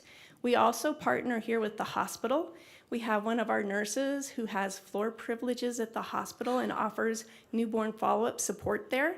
She goes there and offers support to the nurses and the families there with some feeding support if they ever need support, or offers resources as well. We do have many children that are born here in Garden City, Finney County, that may need to go to Wichita, Kansas City for extra support once they're born. And our nurses usually up at the hospital let them know that they can reach out to us when they come back and we can offer them support. We have also been partnering with the Garden City Community College nursing program for the last few years, having their nursing students come on visits with our providers and doing that with us as well. So we're doing a lot of partnerships with the community members as much as we can. If you go to the next page, page 4, is looking more at our funding piece of that. Our Part C salaries are about $2 million, with operating budget about $400,000, which brings it to $2.5 million. As we're taking in resources, we do bill Medicaid for our services. We take in about $215,000 for that. We do get special education categorical aid in transportation reimbursement, much like a school district does, which we take in about $890,000 for that. We do our 13 local county mill levy allocations for $270,000. And then we do have an infant toddler program grant that we do request every year. It's much like a school district. We get funding dependent on the number of children that we serve. That grant is not intended to fund your complete program. Every program is then tasked with finding more resources to complete their budgets. So all of that information is right there, which leaves us with about a $325,000 funding gap. And as you can kind of see in our little pie graph right there, that over the last few years, that gap is just getting bigger and bigger and bigger, as are many, many other partners in the community as well. Our next page here the next page is looking at our actual funding request. We thank you so much. Last year, we received $112,500 from Finney County Commissioners. We greatly appreciate that. This year, we are again requesting $166,000. And I want to be very transparent with our request and are showing the request that we're making to every one of our counties that we go allocate for. On the next page there, on page 6, it kind of shows a little bit of a graph of all of the programs that are under our CDC program. We are only asking for funding for our early intervention program, but we do have many other programs that we offer to families here in Finney County. We offer Growing Together programs, PAT programs, early intervention triple P, lots of different programs that are offered to our families here. And then if you look on page 7, this just talks about Finney County and all of our programs that we have provided in Finney County, not only our early intervention program, we have provided services to 1,225 children here in Finney County. It gives a little bit of information, our commitment to Finney County. We do have staff that live here in Finney County. We have a learn and play facilitator that lives here. Our main office is here in Finney County. Again, as I said, the newborn follow-up at St. Catherine's. We do have 6 board members that reside here in Finney County. We are a Finney Foundation Way grantee and Finney County United Way grantee as well.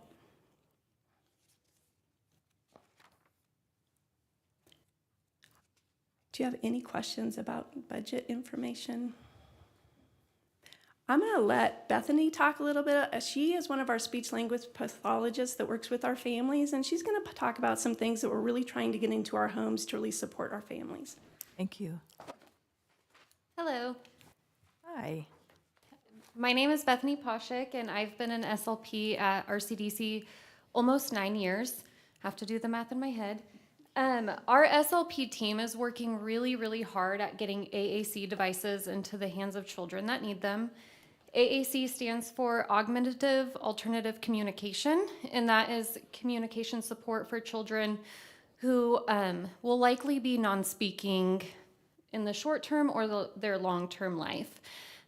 We are working really hard at getting it into their hands sooner so that they can learn the system sooner and be more successful when they do get to be school-age children. I brought a high-tech AAC device to show you what that looks like. The SLP staff at Russell have been taking more trainings in this area, partnering with people throughout the state to learn more. We all graduated with the knowledge that AAC wasn't for children in birth to age 3, and that research has really changed in the last few years. So we've had to take the initiative to go back and relearn what we learned and do better for our families. So this would be an example of a high-tech device. It does the communicating for the child verbally, but they do the message themselves. And so we start teaching this to them because it is just another language. Just like learning English or Spanish, we have to be exposed to it in order to learn it. It's not something learned overnight. But a child would be able to answer yes and no questions. Yes. No. They'd be able to request specific food that they would like. Pizza. I have a little friend that really likes pizza, so that's on this page here. We do extra assessments for this, extra evaluations, and extra time in the home with families.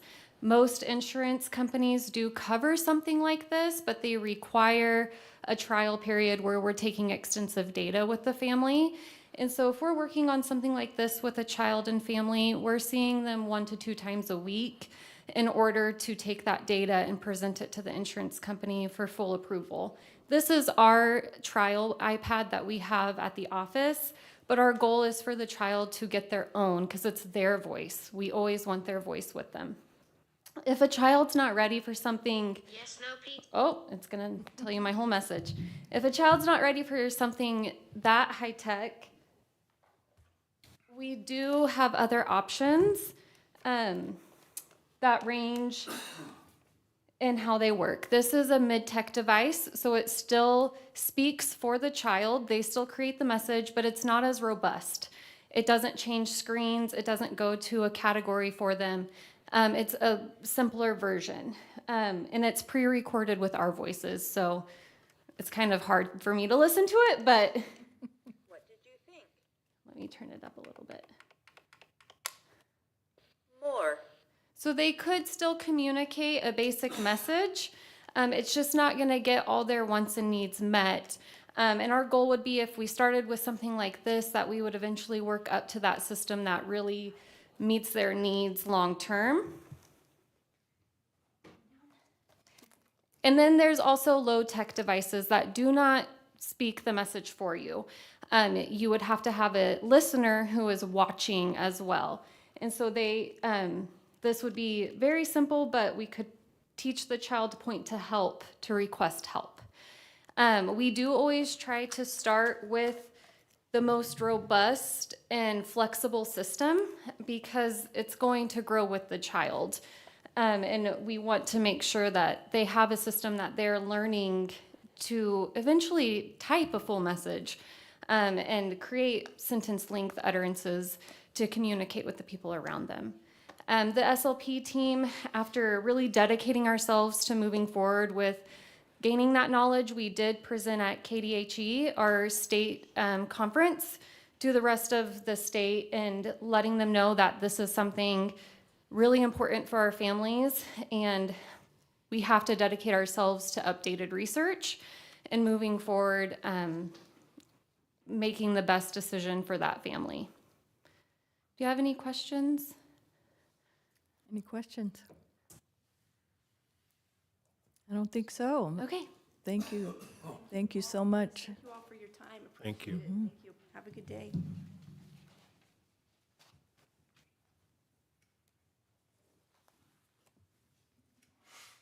We are a little bit ahead, but I think we have Alyssa here, so you're ready to go?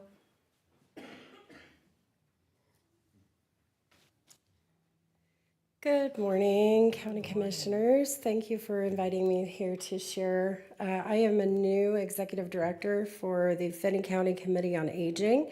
I have been in front of you one other time, and so forgive my nervousness, but it's a pleasure to see all your faces again. You have our ask right in front of you, so I'm just going to point out a couple of things.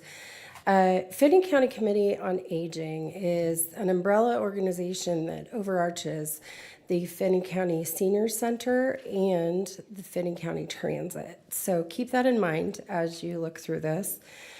Our overall Finney County income for 2025 was the $384,000 you see at the top there, and then, or at the bottom, and then our request for 2027 is for about $400,000, just a little bit over $400,000.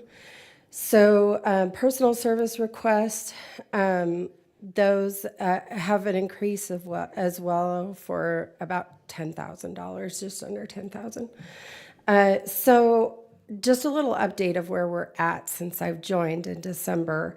We had quite a few vacant positions. One was a dispatcher. One is a dispatcher that we are preparing to open that position. We had 3 bus drivers. We were short 3 bus drivers.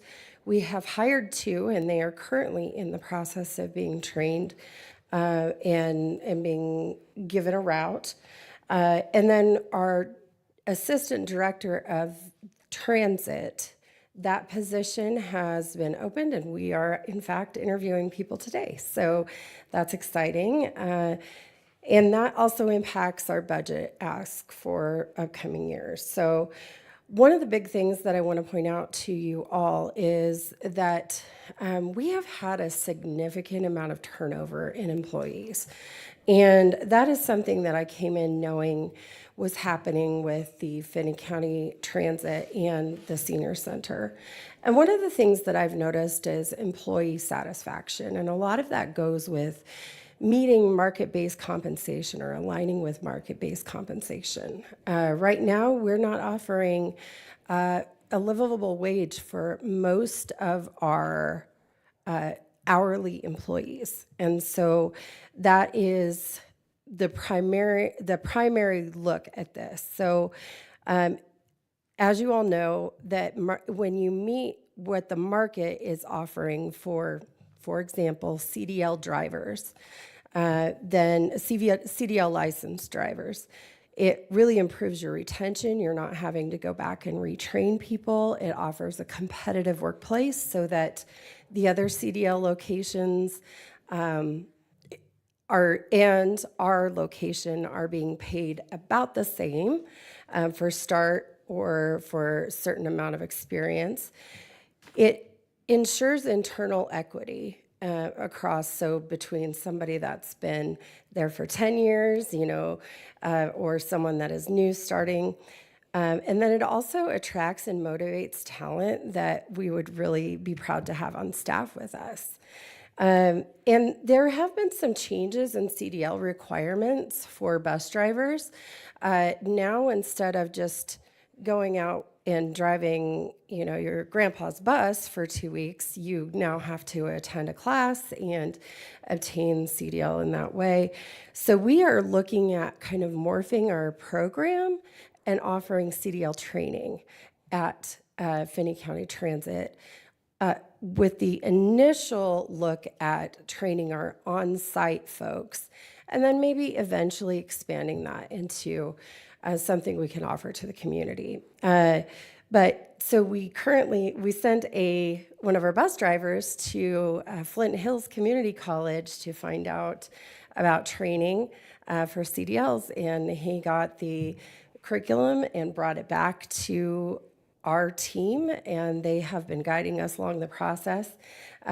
We had some recommendations as well to reach out by the financial committee to reach out to Seward County Community College, and I did that, and there is not an opportunity for us to partner with them at this time unless we pay the full tuition amount. So that is there. So that is an overarch of the market-based alignment in my mind and how that could be beneficial to our two organizations. The cost of living increases for all staff are incorporated in there, and that's normal cost of living, about 3%. The Kansas Department of Transportation covers a big portion of our drivers, our dispatchers, administration costs, and it does only reimburse for about 80%. So we also have to come up with that additional 20%. And then I'm sure you've heard murmurs about the new building that we would like to add on to the senior center. And really, it's not worked into the budget here. However, I just wanted to update you on that just to keep you all in the loop. We're in the very early stages for an expansion for our growing senior population to add a warm water therapy pools and a large exercise area. We have the schematics drawn. We're starting in the early stages of fundraising for that and holding community listening sessions. And then we'll take and morph our plans based on those community listening sessions. So we have engaged several potential donors and hope to kick off the community level fundraising. So we're going to sell bricks for a patio that we'll have, and plan to have an open house at the recommendation of your financial committee.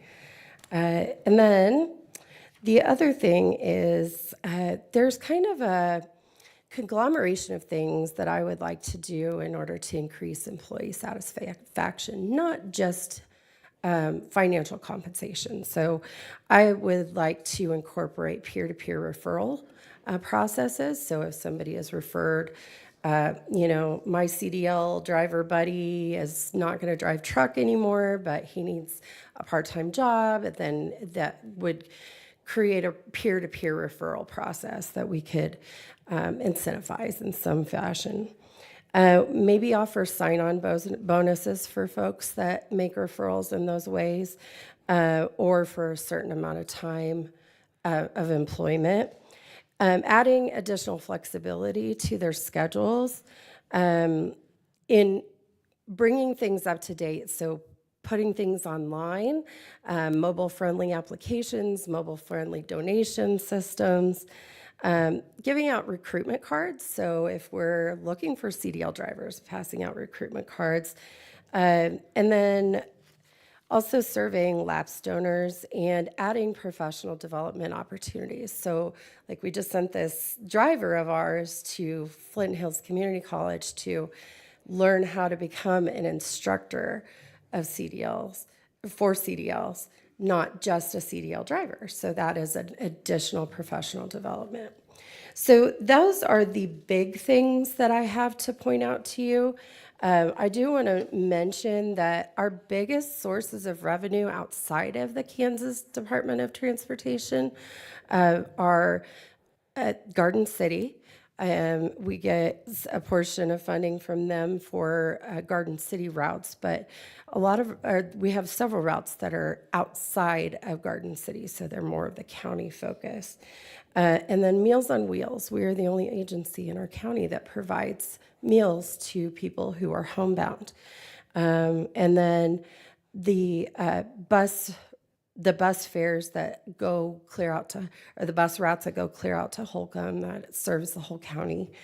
And then we have up until this point received a little bit of funding from Ford County as well. However, that funding is been parsed out, and they are going to start their own dispatching team there. So we will no longer have that. So I will stop talking. You've heard my brief overview, but I'm wondering what sections do you have questions on, and how can I answer those? Any questions? Yes. Really not a question. I'm assigned to your board and tardy on making board meetings, but I will meet with your board this week. Yes.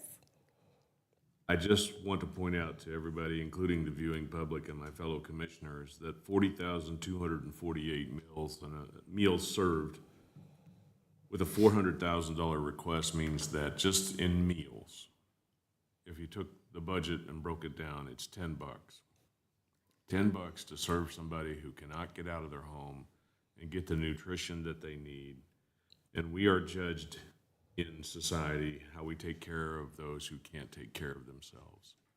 And I'll repeat what I've said many times. Our Kansas Constitution puts the responsibility of taking care of the public on our shoulders, not on the legislature, not on somebody else, but on the Board of County Commissioners. So in part, your function as an outside agency helps us do our job according to the mandates of our Constitution. And I look forward to meeting with you and serving with you on your board.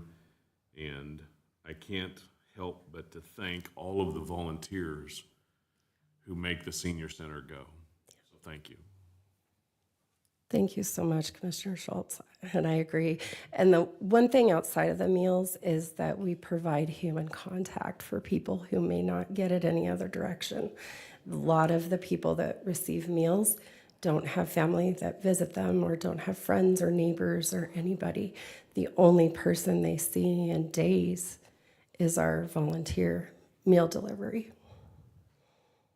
Any other questions or comments?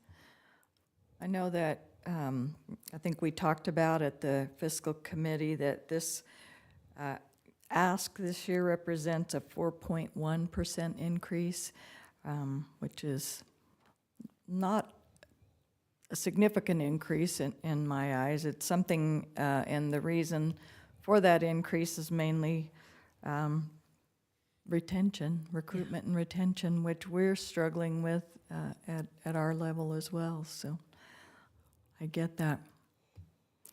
You know, I just want to once again reiterate a common topic that Commissioner Schultz just shared, is that our meetings today are quality of life issues for our community and for our taxpayers. Hopefully they're watching today's meetings and understanding where their tax dollars are going to, and that it's not a waste of their dollars. It's providing an awesome quality of life product for our community. And so I hope that everybody has a chance to watch this or review it later and see exactly what it is we're sitting up here considering doing with their tax dollars. It's providing them with services and quality of life issues that we all want and that we all expect. So I thank you for your presentation today. Thank you. I appreciate both of your comments very much. Thank you. All right, I think that's all we have for you, so thanks for coming this morning. Thank you so much for the privilege to speak with you all. Have a great rest of your day. You too. And we're still a little early, but next we have Southwest Developmental Services. I think Steve's ready. Do you all have your packets? I have some extras. Okay, then I'll just jump right in. My name is Steve Sandoval. I'm the President and CEO for Southwest Developmental Services here in Garden City. We cover 18 counties, 13 counties in the southwest corner, and then 5 counties around the Great Bend area. As a CDDO, we are required to ensure a network of providers for folks in the IDD system, Intellectual and Developmental Disability System, and so and services for the folks in those areas. But that's who we are. That's what we do. SDSI has been around since 1974. We, like I said, we serve 18 counties. In the IDD system, we have 1,165 individuals in the 18 county area. And then what we do with county meal, and then we also put in some state aid that we receive, which is discretionary, and we create a local finance plan. And what this local finance plan does is it meets the needs. Not everybody in the IDD system is Medicaid eligible. And so, but they're eligible for the system. And so we're able to use those local finance plan funds to be able to meet those needs. That might be some folks that want to live with their families or live alone. They just need a little support. So we do some needs-based services. We do some case management services for folks that aren't Medicaid eligible, and we help with some costs that aren't figured into those rates, such as transportation. I'll go to page 2. This is the statute that pertains to the relationship between a county and a community developmental disability organization. A county can choose to do the CDDO contract themselves, or they can contract with an organization like SDSI. Most of the state is set up just like we are. We're a coalition or a region of counties who contract with an organization. And some counties, such as Johnson County or maybe Sedgwick County, they're a big enough operation, they're able to do this operation themselves. On page 3 is the budget request, and you'll see Finney County. Our methodology is valuation. We've tried a couple different methodologies, such as county population and valuation, just some different methodologies, but we've settled on valuation. We want to keep that as consistent as possible. If we go by population and our population drops, it's easy to drop the funds, but if we increase, it's not that easy. So we just try to keep it consistent.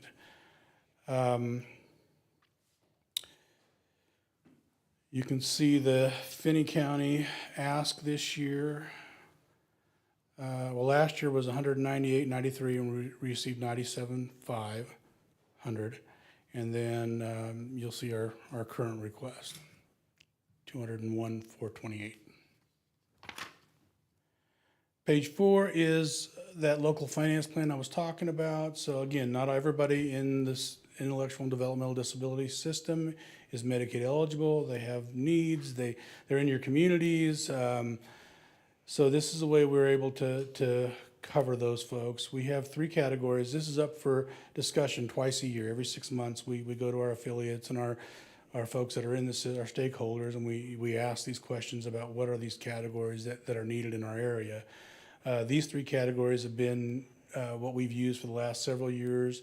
That adult services, that is that some folks that aren't Medicaid eligible, but they need a little help, whether it's helping them keep a job, whether it's getting groceries or things like that, that we are able to do some needs-based adult services.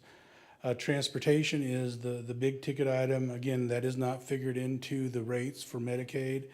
And so a lot of our providers, they have to figure out ways to do that. And so we end up having a category there that the providers can use to supplement their costs. And you all know as a county what it costs to purchase vehicles, maintain vehicles, and now fuel vehicles. Drove to Wichita this weekend and had a little sticker shock. Medicaid ineligible case management payments, that's been a good category for us. And typically, if you have two working parents and they're above the threshold and they're not Medicaid eligible, and so they wouldn't have access to case management. So we're able to provide some of that through the local finance plan, and that's really a guide to the system for the family, so they're able to navigate the school systems, navigate the healthcare systems, navigate the benefit systems, and that's been also a way to get some of those services and supports throughout the 18 counties. And so that's been a good category for us. We'll keep that for as long as it's needed, but that's the local finance plan. That's how we do that. Again, we discuss it twice a year, and if something else comes up, or actually like the Medicaid ineligible case management category, that came from a county commission, that they had somebody in their area that was just a family struggling and didn't have access to Medicaid, and so we developed that category. But my point is it's something that's mobile. We can meet the needs of people depending on what they are. So page 5 is a list of providers that we have in our 18 county area. Some of them you may be familiar with, licensed adult residential and day services. We have a few of those in Garden City. We have some case management agencies. We have some financial management services. One of the services that's available for folks is in-home supports. And so some of these families will use these financial management services to do their payroll and things like that. So page 6 is the responsibilities of CDDO contracts to do. We are the single point of entry. So anybody coming into the intellectual and developmental disability system, they apply through us. We determine eligibility. And unfortunately now they go on a wait list. It was for the last several years, 10 years. So people apply, they get on a wait list for 10 years. The last few years, the legislature has appropriated some funds for waitlist offers, and so there actually is a cap. I think you can't go over 4,000. Well, we're over 4,000, so we haven't got down to that cap, but the state knows we have a problem. We need to cap that waiting list, and we need to get people into services. So I don't know what families do if you're waiting 8 years. It's 8 years now, but 8 to 10 years. You just get on the wait list, and it makes that wait list bigger because you don't know what you're going to be needing in 8 years. So we also do some quality assurance. So we review all the services that are in our area. We sample them, and we review them for standards. And overall, I mean, we just did a summary our last board meeting, and overall, your providers in your area are doing fairly well. They're in compliance, I guess. If they're not, what we do is we do ask them to correct those things, and so it's an ongoing process. We also do functional assessments for everybody in the system. So if you're receiving a service, you'll see us once a year at least.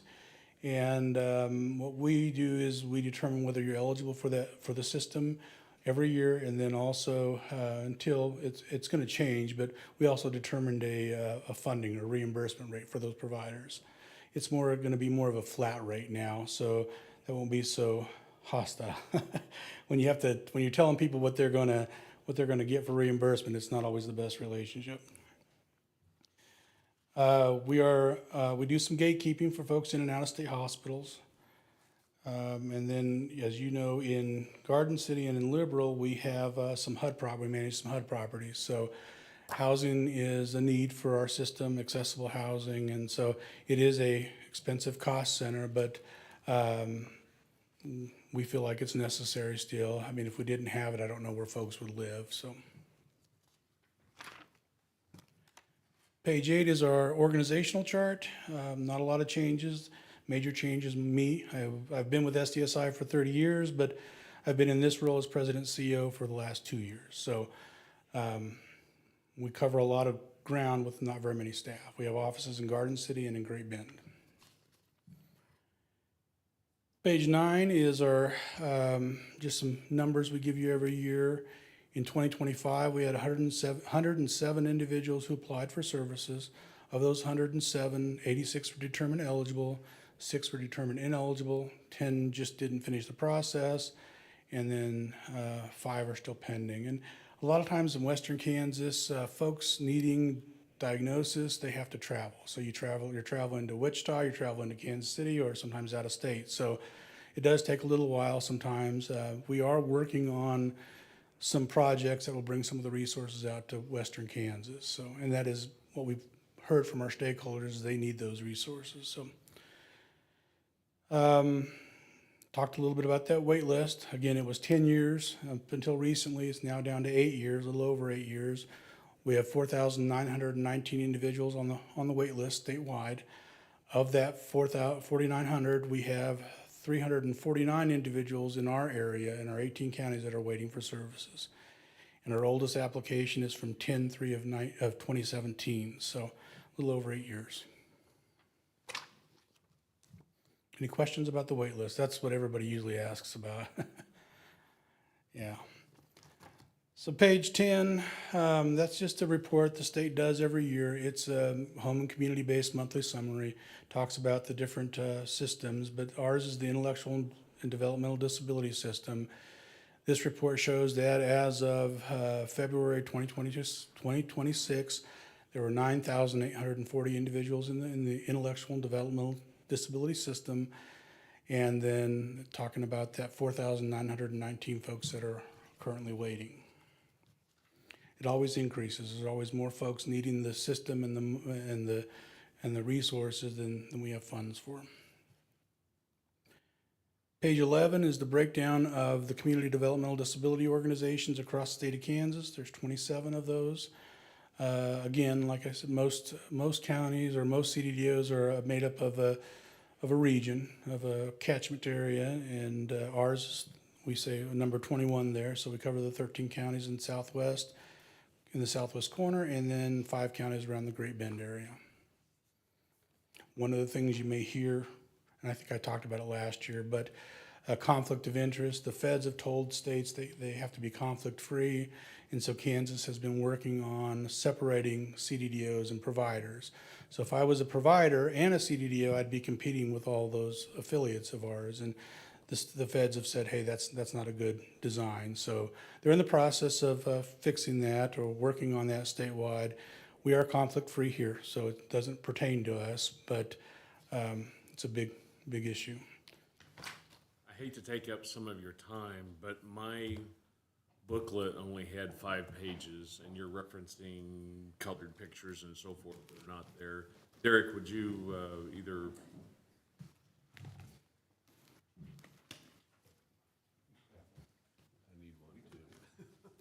No, we don't have them. Yeah, thank you. Well, sure you do, Madam Chair. You're on the Finance Committee. So, Also, sorry for the interruption, but You're good. I'm glad you. you're also, I'm the designated timer. You're down to 2:12. You might want to take some questions. the request is not 201, right?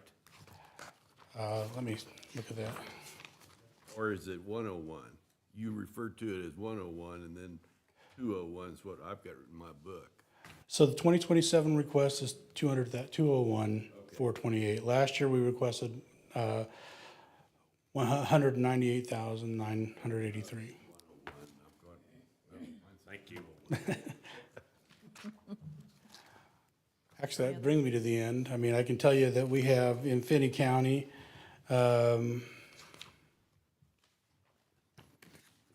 we're currently serving 414 people from Finney County. And then we also track another number of people who originated from Finney County. But the way it's set up, most people, once you become adults from some of the rural counties, they do move to like Finney County or Seward County. So, any other questions? Madam Chair. Yes, Sorry for the interruption, but no problem. I just didn't have the materials and Yeah. referencing pictures that I just hadn't seen. So, I should have caught that sooner. no worries. I don't want to distract from your application because of the strong presence that you have and the work that you do. But one of, in your financials on page 5 of our materials, is that other organizations that have audited financials like yours provided the audited report. We do, And Yeah, go my ahead. question to you is specific, what is the amount size of the SDSI Foundation and who does it benefit? so the SDSI Foundation, we created that as a supporting organization for SDSI. It's made up of, it's through Commerce Trust, but it's made up through trust, I mean, we oversee it through trustees. There is a minority board interest on that from the SDSI board, the organization on that foundation. But the purpose of that, well, the way these companies grew up is we were a service provider first, before the CDDO system started. And then when we separated in about 1998, 1999, we had a lot of assets. We had property, we had just things. And so we sold those and we had some cash. And so what we did is we created that foundation. And what we used that for is emergency services or support. So like some of these transportation costs for folks going to Kansas City to get a diagnosis or go to a doctor's or specialty doctor's appointment, they can apply to the foundation and we will usually cover those depending on if you're in the system. We do things like some of these communication boards you just saw on the on Russell Child Development's presentation. We've covered some of those, iPads, communication devices.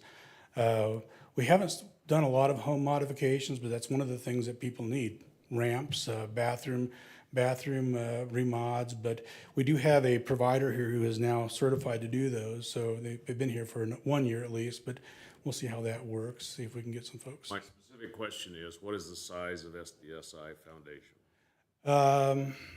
I think we're right about 3 million total. So we get, what we end up with that is we use a budgeted amount for those emergency services. So it goes out, people apply, and that's what we use the funds for. And if I'm reading your financials correctly, in 24 or 25, you did not make any board transfers to the SDI Foundation, but you transferred $649,000 in 2023. Is that correct? Yes, we had some extra funds for the same reason, some of those assets, and what we did is we put those into that foundation for those to support the stakeholders in the system. Thank you. Okay, very good. I think our time for you is up, but thank you for being here this morning. Thank you. Next, we have Spirit of the Plains CASA with Debbie Reynolds. Good morning. Did everybody get our annual report? I brought copies in case you didn't have them. Let's make sure everybody has it. Yes, I have that. Okay. Awesome. Well, I always say, we had a great year, but I don't really want to say that because child abuse is not a great subject. But as far as an organization, we had a good year. We served 99 children in Finney County. And we did that with 19 volunteers. And the mileage is 22,000, over 22,000. Now, the mileage is not reimbursed from the volunteers. And so you can imagine the commitment to a child that you're driving these many miles to actually visit with your child or visit with a stakeholder or just be with a child at a PRNT or another inpatient.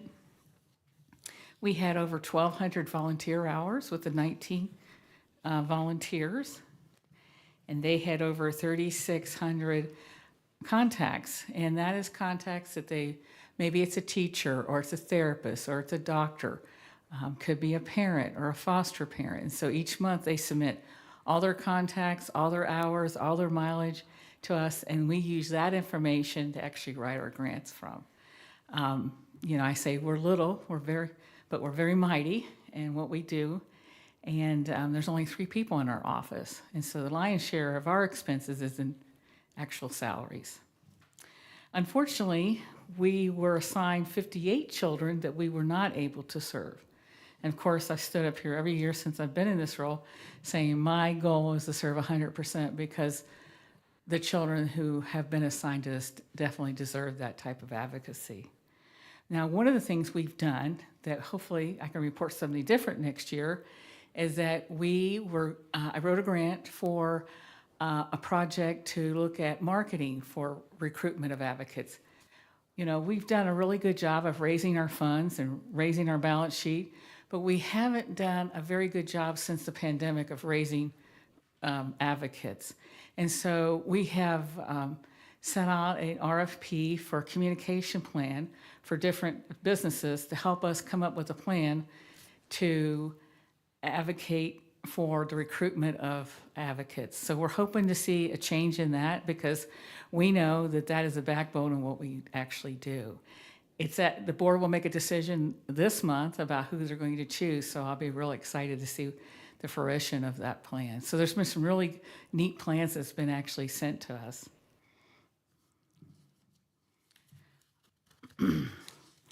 One of the things of our biggest budget change is that the board allocated $18,000 this year for a health stipend. One of the problems we've had, we've never been able to afford insurance for the staff because we're so little and it's so expensive when you have 3 employees. And it's been an issue with retention, but also with recruitment. Last year, it took us 8 months to recruit somebody. We had a lot of great applicants, but everybody needed insurance. So the board actually decided to give each staff person a $500 stipend to offset some of those healthcare costs. And so that's an $18,000 change to our budget this year. I was going to say that, you know, I always want to share a story, and we've had great stories, but we have people who've been a part of our organization for 20 years. And we have judges that actually act for these people because they're like almost a private investigator at this point doing these cases. And you know, the thing about CASA is we are different than St. Francis in foster care. We're actually there for the child. We're looking after the best interests of a child. We'll do things that a case manager would never do. We had a case last year that a case manager the advocate had an issue with a parent who the child was reintegrated to.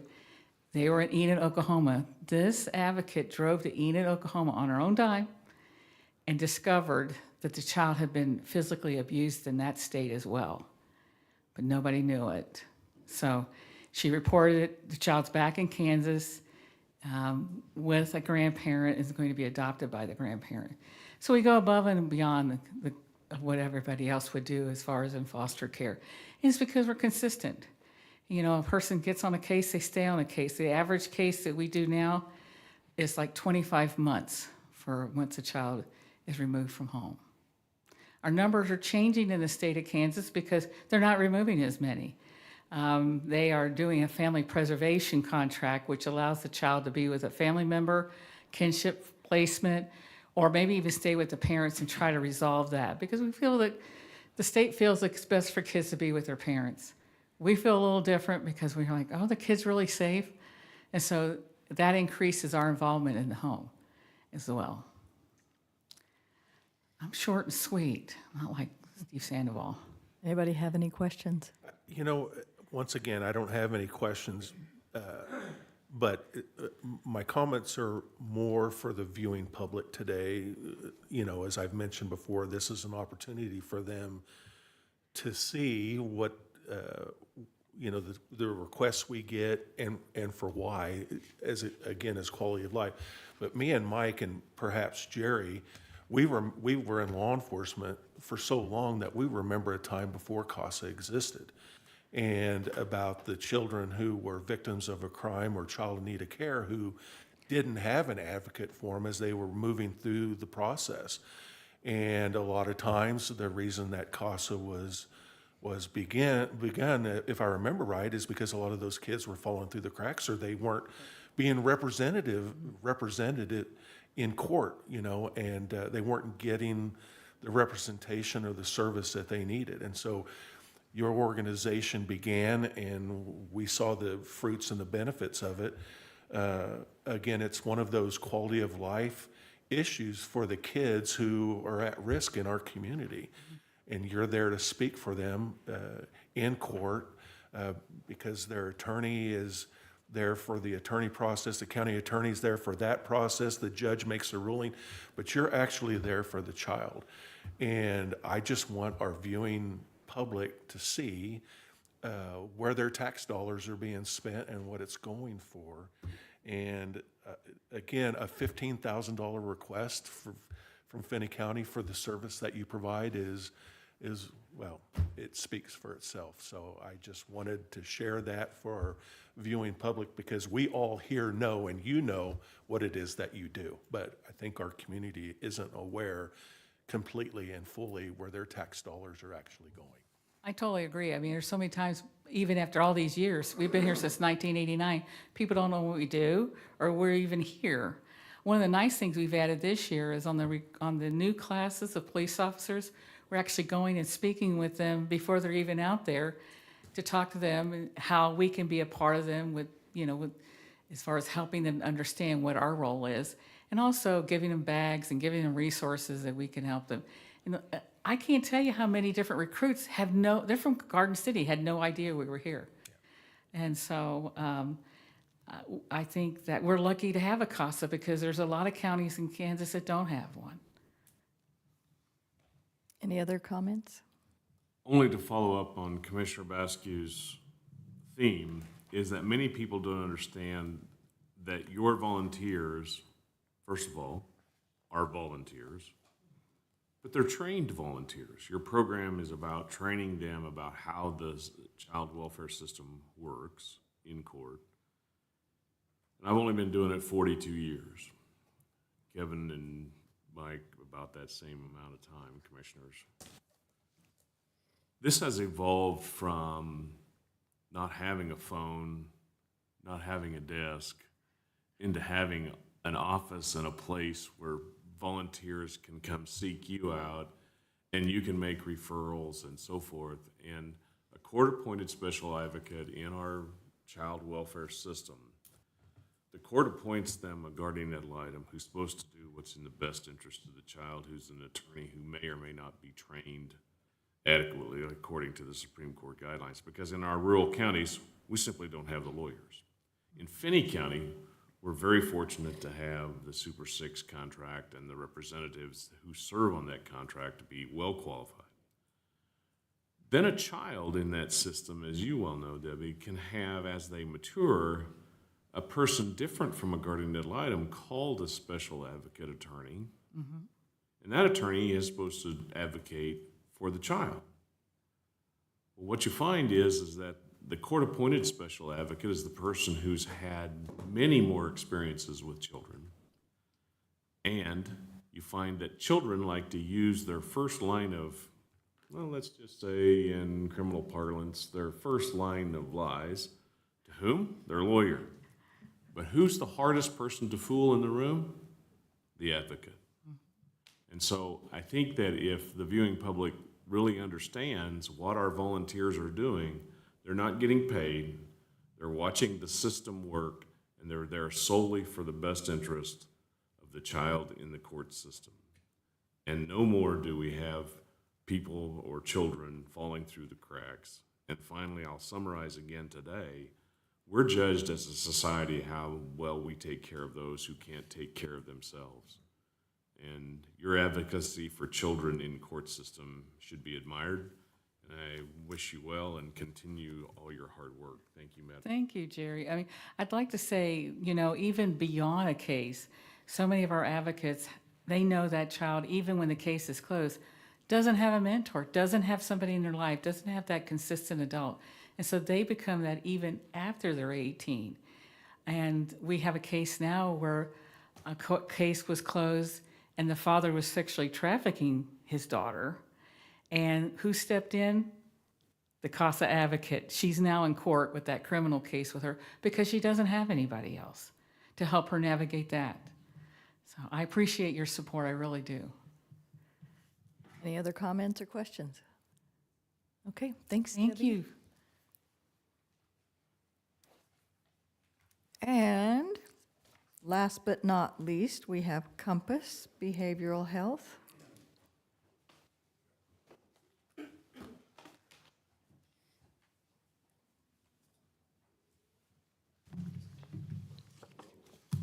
Hello, good morning. Hi, I'm Lisa Southern with Compass Behavioral Health, and Fernando's going to talk some as well. All right, I think we have it. You might have it, okay. I want to run through our annual report just a little bit. Based on what Kevin said, there are people listening online. I will not get through the whole annual report, so it can be found by other people at www.compassbh.org. We're very transparent about what we do. So anyone who would love to look at that, we would greatly appreciate it. Compass is a very large employer in our community. We have over 330 employees altogether. Over 200 of those are right here in the Garden City area. We did get 3 additional buildings over the last year in order to house all these people. We have 200 vehicles around our 13 counties with 988 stickers on the back, really promoting if you need help, please call 988, not 911. We really have been on a mission for the last few years to keep law enforcement doing law enforcement, keep mental health doing mental health. Our statistics on that can be found in this report. We've done a great job of having minimal need for law enforcement interaction due to our 24/7, 365 mobile crisis, which is very strong and very impressive considering that we cover 13 counties and our data shows we can be anywhere with a speed of under 30 minutes because we have so many people on call to circulate through the area. This page with the donut graph and the pie graph, this shows our budget and revenue. You will see that 83% of our revenue comes from services. So the only way that we support ourselves is to stay busy. We have to keep providing services. We have to reach as many people as we can. Then we get some county money, some grants, and then state of Kansas dollars. Our charity write-off for 2025 was $1.5 million. We have additional demographics in here just to kind of show where our reach is. We're supposed to be hitting age 0 to 5, a little bit harder, I guess, per KDADS. So the youngest age we served in 2025 was a 3-year-old, and the oldest we served was a 100-year-old. Also a population that we're trying to increase outreach to. With that, we're not seeing a lot of people over 65 necessarily coming into services, but we wanted to have an impact. So we have several nursing homes in our 13 counties where we have staff that go in a couple of hours, either a week or a month, and they just socialize or do some group activities. It's not bringing in any dollars because they're not becoming someone that we serve. It's just our ability to show that we are reaching out to that population. And then hopefully if they need something, they do come find us. We hosted 13 community needs assessments in 2025. We're required to do one every 3 years. We decided that we would do one in each of our 13 counties. This way, no one from another county had to drive into our larger communities to participate. We had 3 recurring themes that came from these. 1, outreach to the geriatric population. Do more with them, be there for them. Autism evaluations and services. We have a psychologist who has been trained. She is doing mock evaluations right now, and by June she will be doing true autism evaluations so that we can get kids or even adults diagnosed so that they can get the proper resources that they need. And the third was to do more community education and presentations on both mental health and substance use, as well as what we do so that people know the wide range. Also in here are the services broken out by county. They're proportioned out on this graph that has like a farming field on the top. Our law enforcement and our mobile crisis, which again, Fernando's going to talk a little bit about. We do have an adult and a children's crisis house so that we can have resources other than having to seek hospitalization. We're continuing to do a lot of work with veterans. including going out to Fort Dodge. I think they go out once a week, and they're organizing activities as well as just spending time with the veterans. We have some really interesting stories in here. That's a lot more fun to hear about than just the data. So yeah, please look at that. Also, I'm so excited for next year because to enhance our medical services, we started Spravato, which is a nasal treatment for depression. And we've been doing that for about 3 months. And then we also purchased a TMS machine, which is transcranial magnetic stimulation, to help with depression and OCD. A PHQ-9, if you score high on a depression scale, that's bad. And so all we've started right now is the Spravato. TMS will be in a couple of months. But we already have people with their depression scores up here for years and years and years because no medicine was working. And now they're all hovering up and down right here. They're not totally depression free. They come in sometimes for their treatment and maybe some things happen, but it is a completely significant drop in their depression. So that's kind of our newest service out here. Is that covered by their insurance provider? So that's where Medicare covers both TMS and Spravato, which is good because people on disability typically have Medicare. Older people have Medicare. TMS is not covered by Medicaid, which is very unfortunate because it could certainly be more effective than a hospitalization, which is also expensive. Private insurance is hit and miss, but there are a lot of donors out there who will pay for the Spravato medication, which is the largest expense. We can take a hit on actually delivering and maybe writing off some of those services, but we've got to have the medication paid for in order to move forward. And I'll just do one little story. So when I was earlier in my time at Compass, I was therapist for a man who's now 69 years old, and it was constant depression, suicidal ideation. No matter what we did, we were just staying at this level, but he was never following through and killing himself, always very recluse. I would see him at the grocery store on occasion with his mom, and he was always like this, and somehow we'd make eye contact and there'd just be like eye contact, that's it. So a couple of weeks ago I was at Dillon's doing self-checkout, and someone walked by and said, "Hi, Lisa," and I looked up and it was him, and I was like, whoa, he's reaching out. We wouldn't have even had to make eye contact because I didn't see him. And I said, "Oh, how are you doing?" And he goes, "Good. I saw Michael today. Tell him I said hi." That's one of our nurse practitioners. And I said, "Okay." So I got in the car and I thought, today's a Spravato day. And that's exactly what it is. So I looked up his PHQ-9 and we're down here versus here. Real life, seeing how it helped someone. Has that drug been available for a while, or is it pretty new? I would say some centers have probably been doing it for maybe 5 years or more. When it first came out, it required a psychiatrist on site. Very hard to have in Southwest Kansas.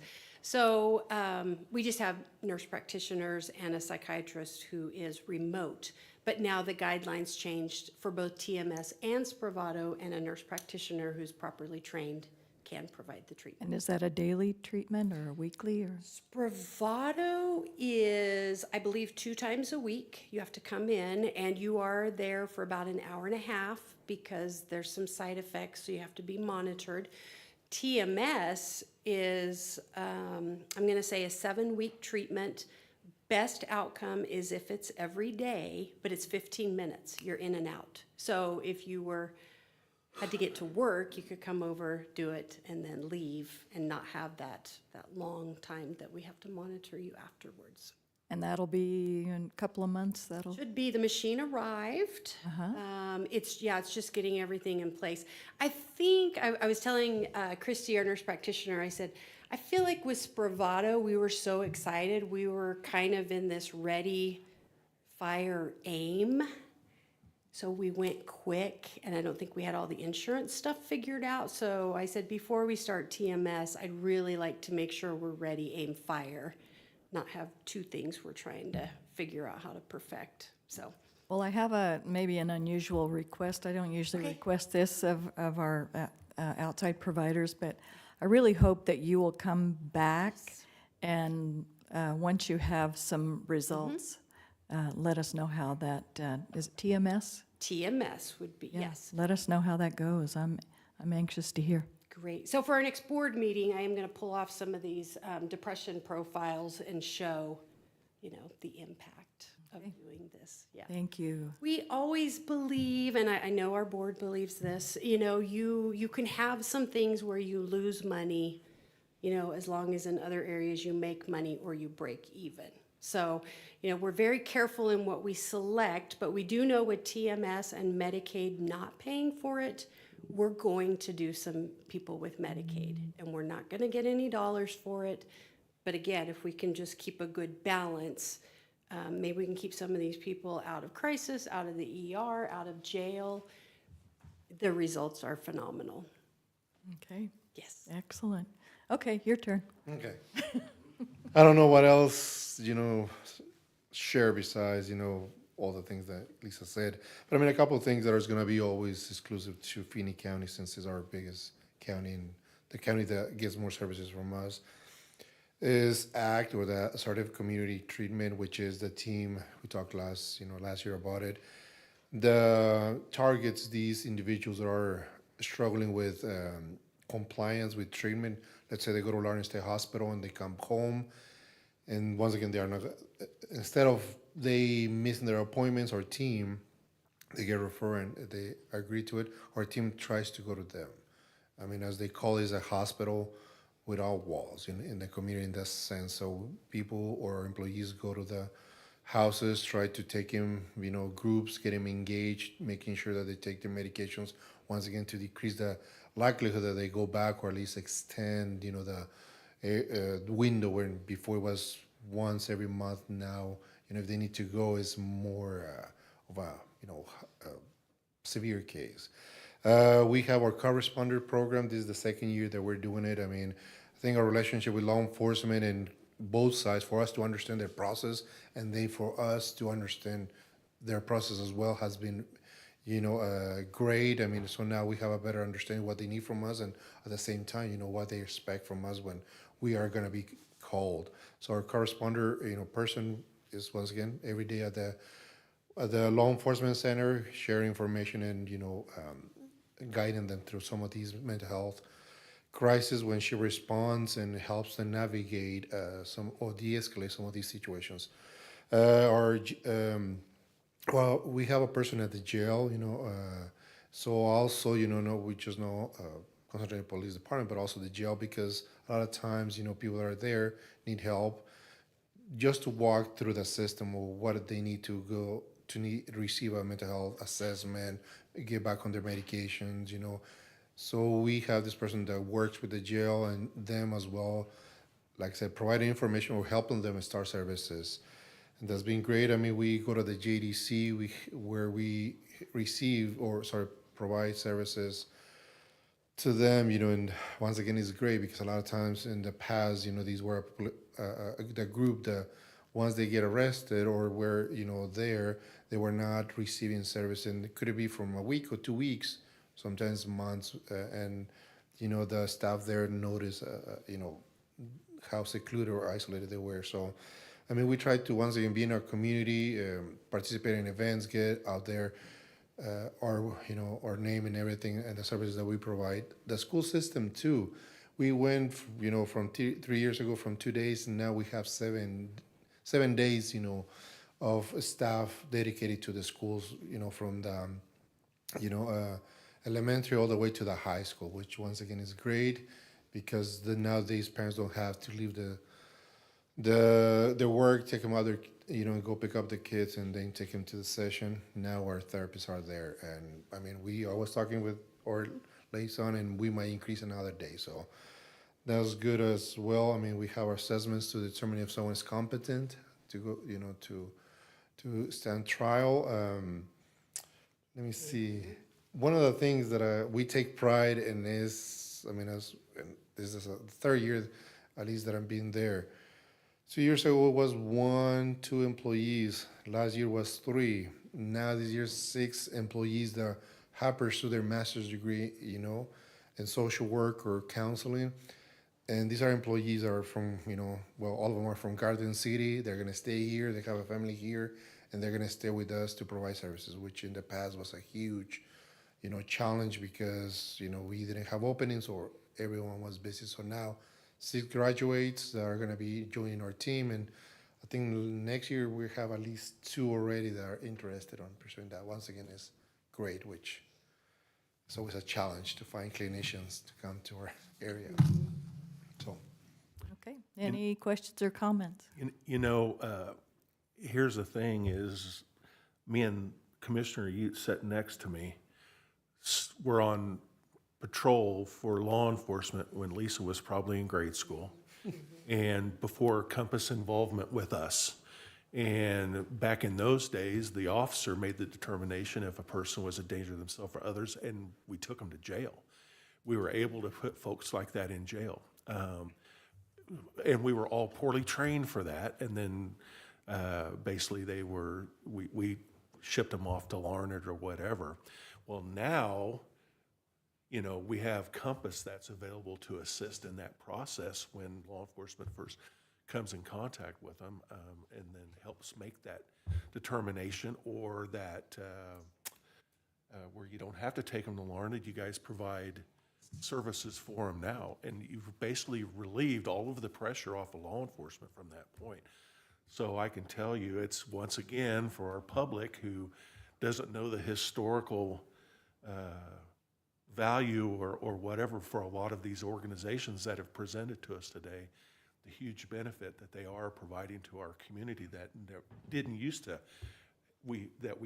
have available to us. So, you know, I'm very happy that you're here to explain to the public what it is that you do, and for any of the commissioners that maybe didn't know about all of the historical value, but me and this old guy right here, we know all about those services. So Thank you. And Commissioner Utes? yeah, Right. Yeah. So, yeah, Lisa, I've seen Compass grow so much and provide so much. And being a veteran and a retired law enforcement officer, first on the veterans, reading your packet here, you visit Fort Dodge weekly, that the community is not aware of, where a lot of our veterans go to, and they don't have family that goes there to visit. And for the folks that don't know, there's 18 to 20 veterans that commit suicide a day. And the services that you provide for our veterans out here in Western Kansas is remarkable, and I appreciate that. And the second note, piggyback on what Commissioner Baskey was talking about on law enforcement. I know when I was chief, we started looking at the co-responder program.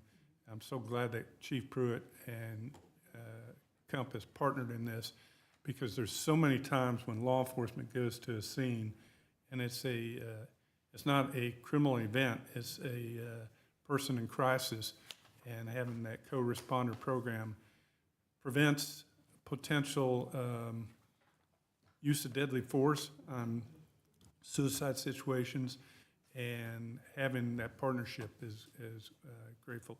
And there's many more programs that you provide, but as hopefully the viewing audience understands that, yes, Compass has grown, but the need for it is there, and reducing other traumatic situations is remarkable. So thank you. So other free plug, veterans insurance does pay for Spravato and TMS as well. That's great. And it helps with PTSD, yes. Oh, wonderful. Yes, Commissioner Schultz. Well, you appointed me again, since I appointed myself for 3 years to this board. This board functions publicly, and one of the reasons why it functions publicly, so that anyone in Finney County can attend a meeting and anyone can find out any financial information about Compass, is because they are publicly funded. And out of our $150,000 of Finney County taxpayer hardworking dollars that we put into Compass, it represents only a very small percentage of what you're doing. But yet it requires that you be 100% accountable to the public in a public service organization. And of course, I serve on your board, and sometimes I ask the bad questions. Sometimes I make the wrong remarks. But Commissioner Oots, in this report, there's 114 current veterans in service with Compass. 114. Finally, the Haven House and Wayfinder projects are creatures of the last 3 years. And of those people, the adults that have been referred through the Wayfinder, folks, 95% or more don't have to go on to learn it.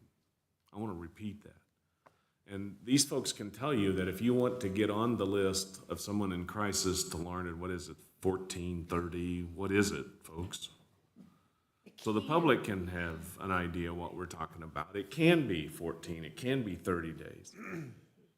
But people right here in Garden City, Dodge City, in the Wayfinder program, 95% or more of those people get treated and released here, not from a state hospital.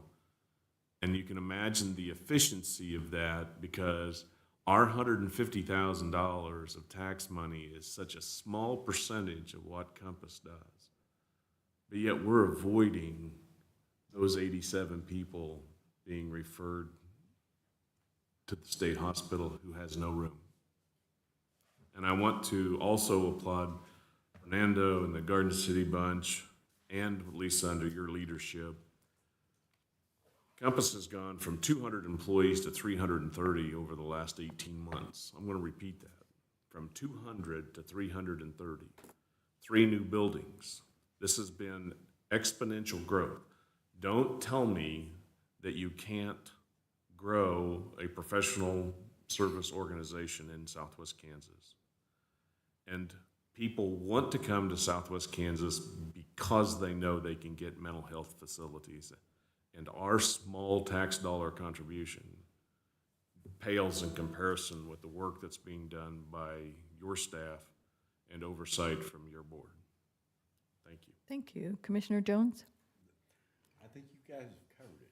All right. Other than the new facility will have rooms just for these folks' patients. That are on criminal charges.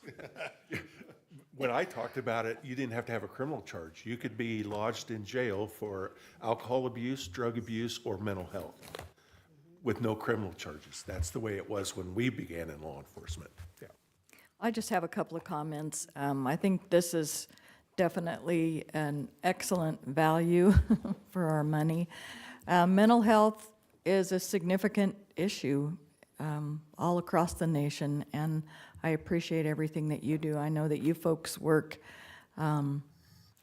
overtime for these people, and I appreciate it. The only other comment that I would have, and I don't know what your ability is to do this, but we need to get St. Catherine back into the business of helping folks with mental illness. You don't have any pull that way? No. Actually, when we had a community meeting of certain forces, St. Catherine suggested that we do co-responder and that would help.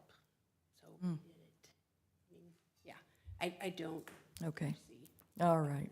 a behavioral health unit. Thank you so much. Do you have an idea on that, Commissioner? I just think that the time for that opportunity has passed long ago, and I haven't seen anything from Common Spirit that's going to change the direction, and that's why Compass and their expertise has filled the void.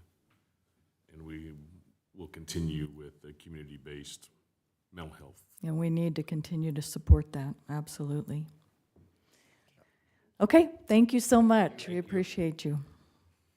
I believe that concludes our business for today. Do we have a motion to adjourn? So moved. Second? He's so happy to make that a motion nowadays. Jerry. Jerry did. All in favor say aye. Aye. Opposed? That motion carries. We are adjourned.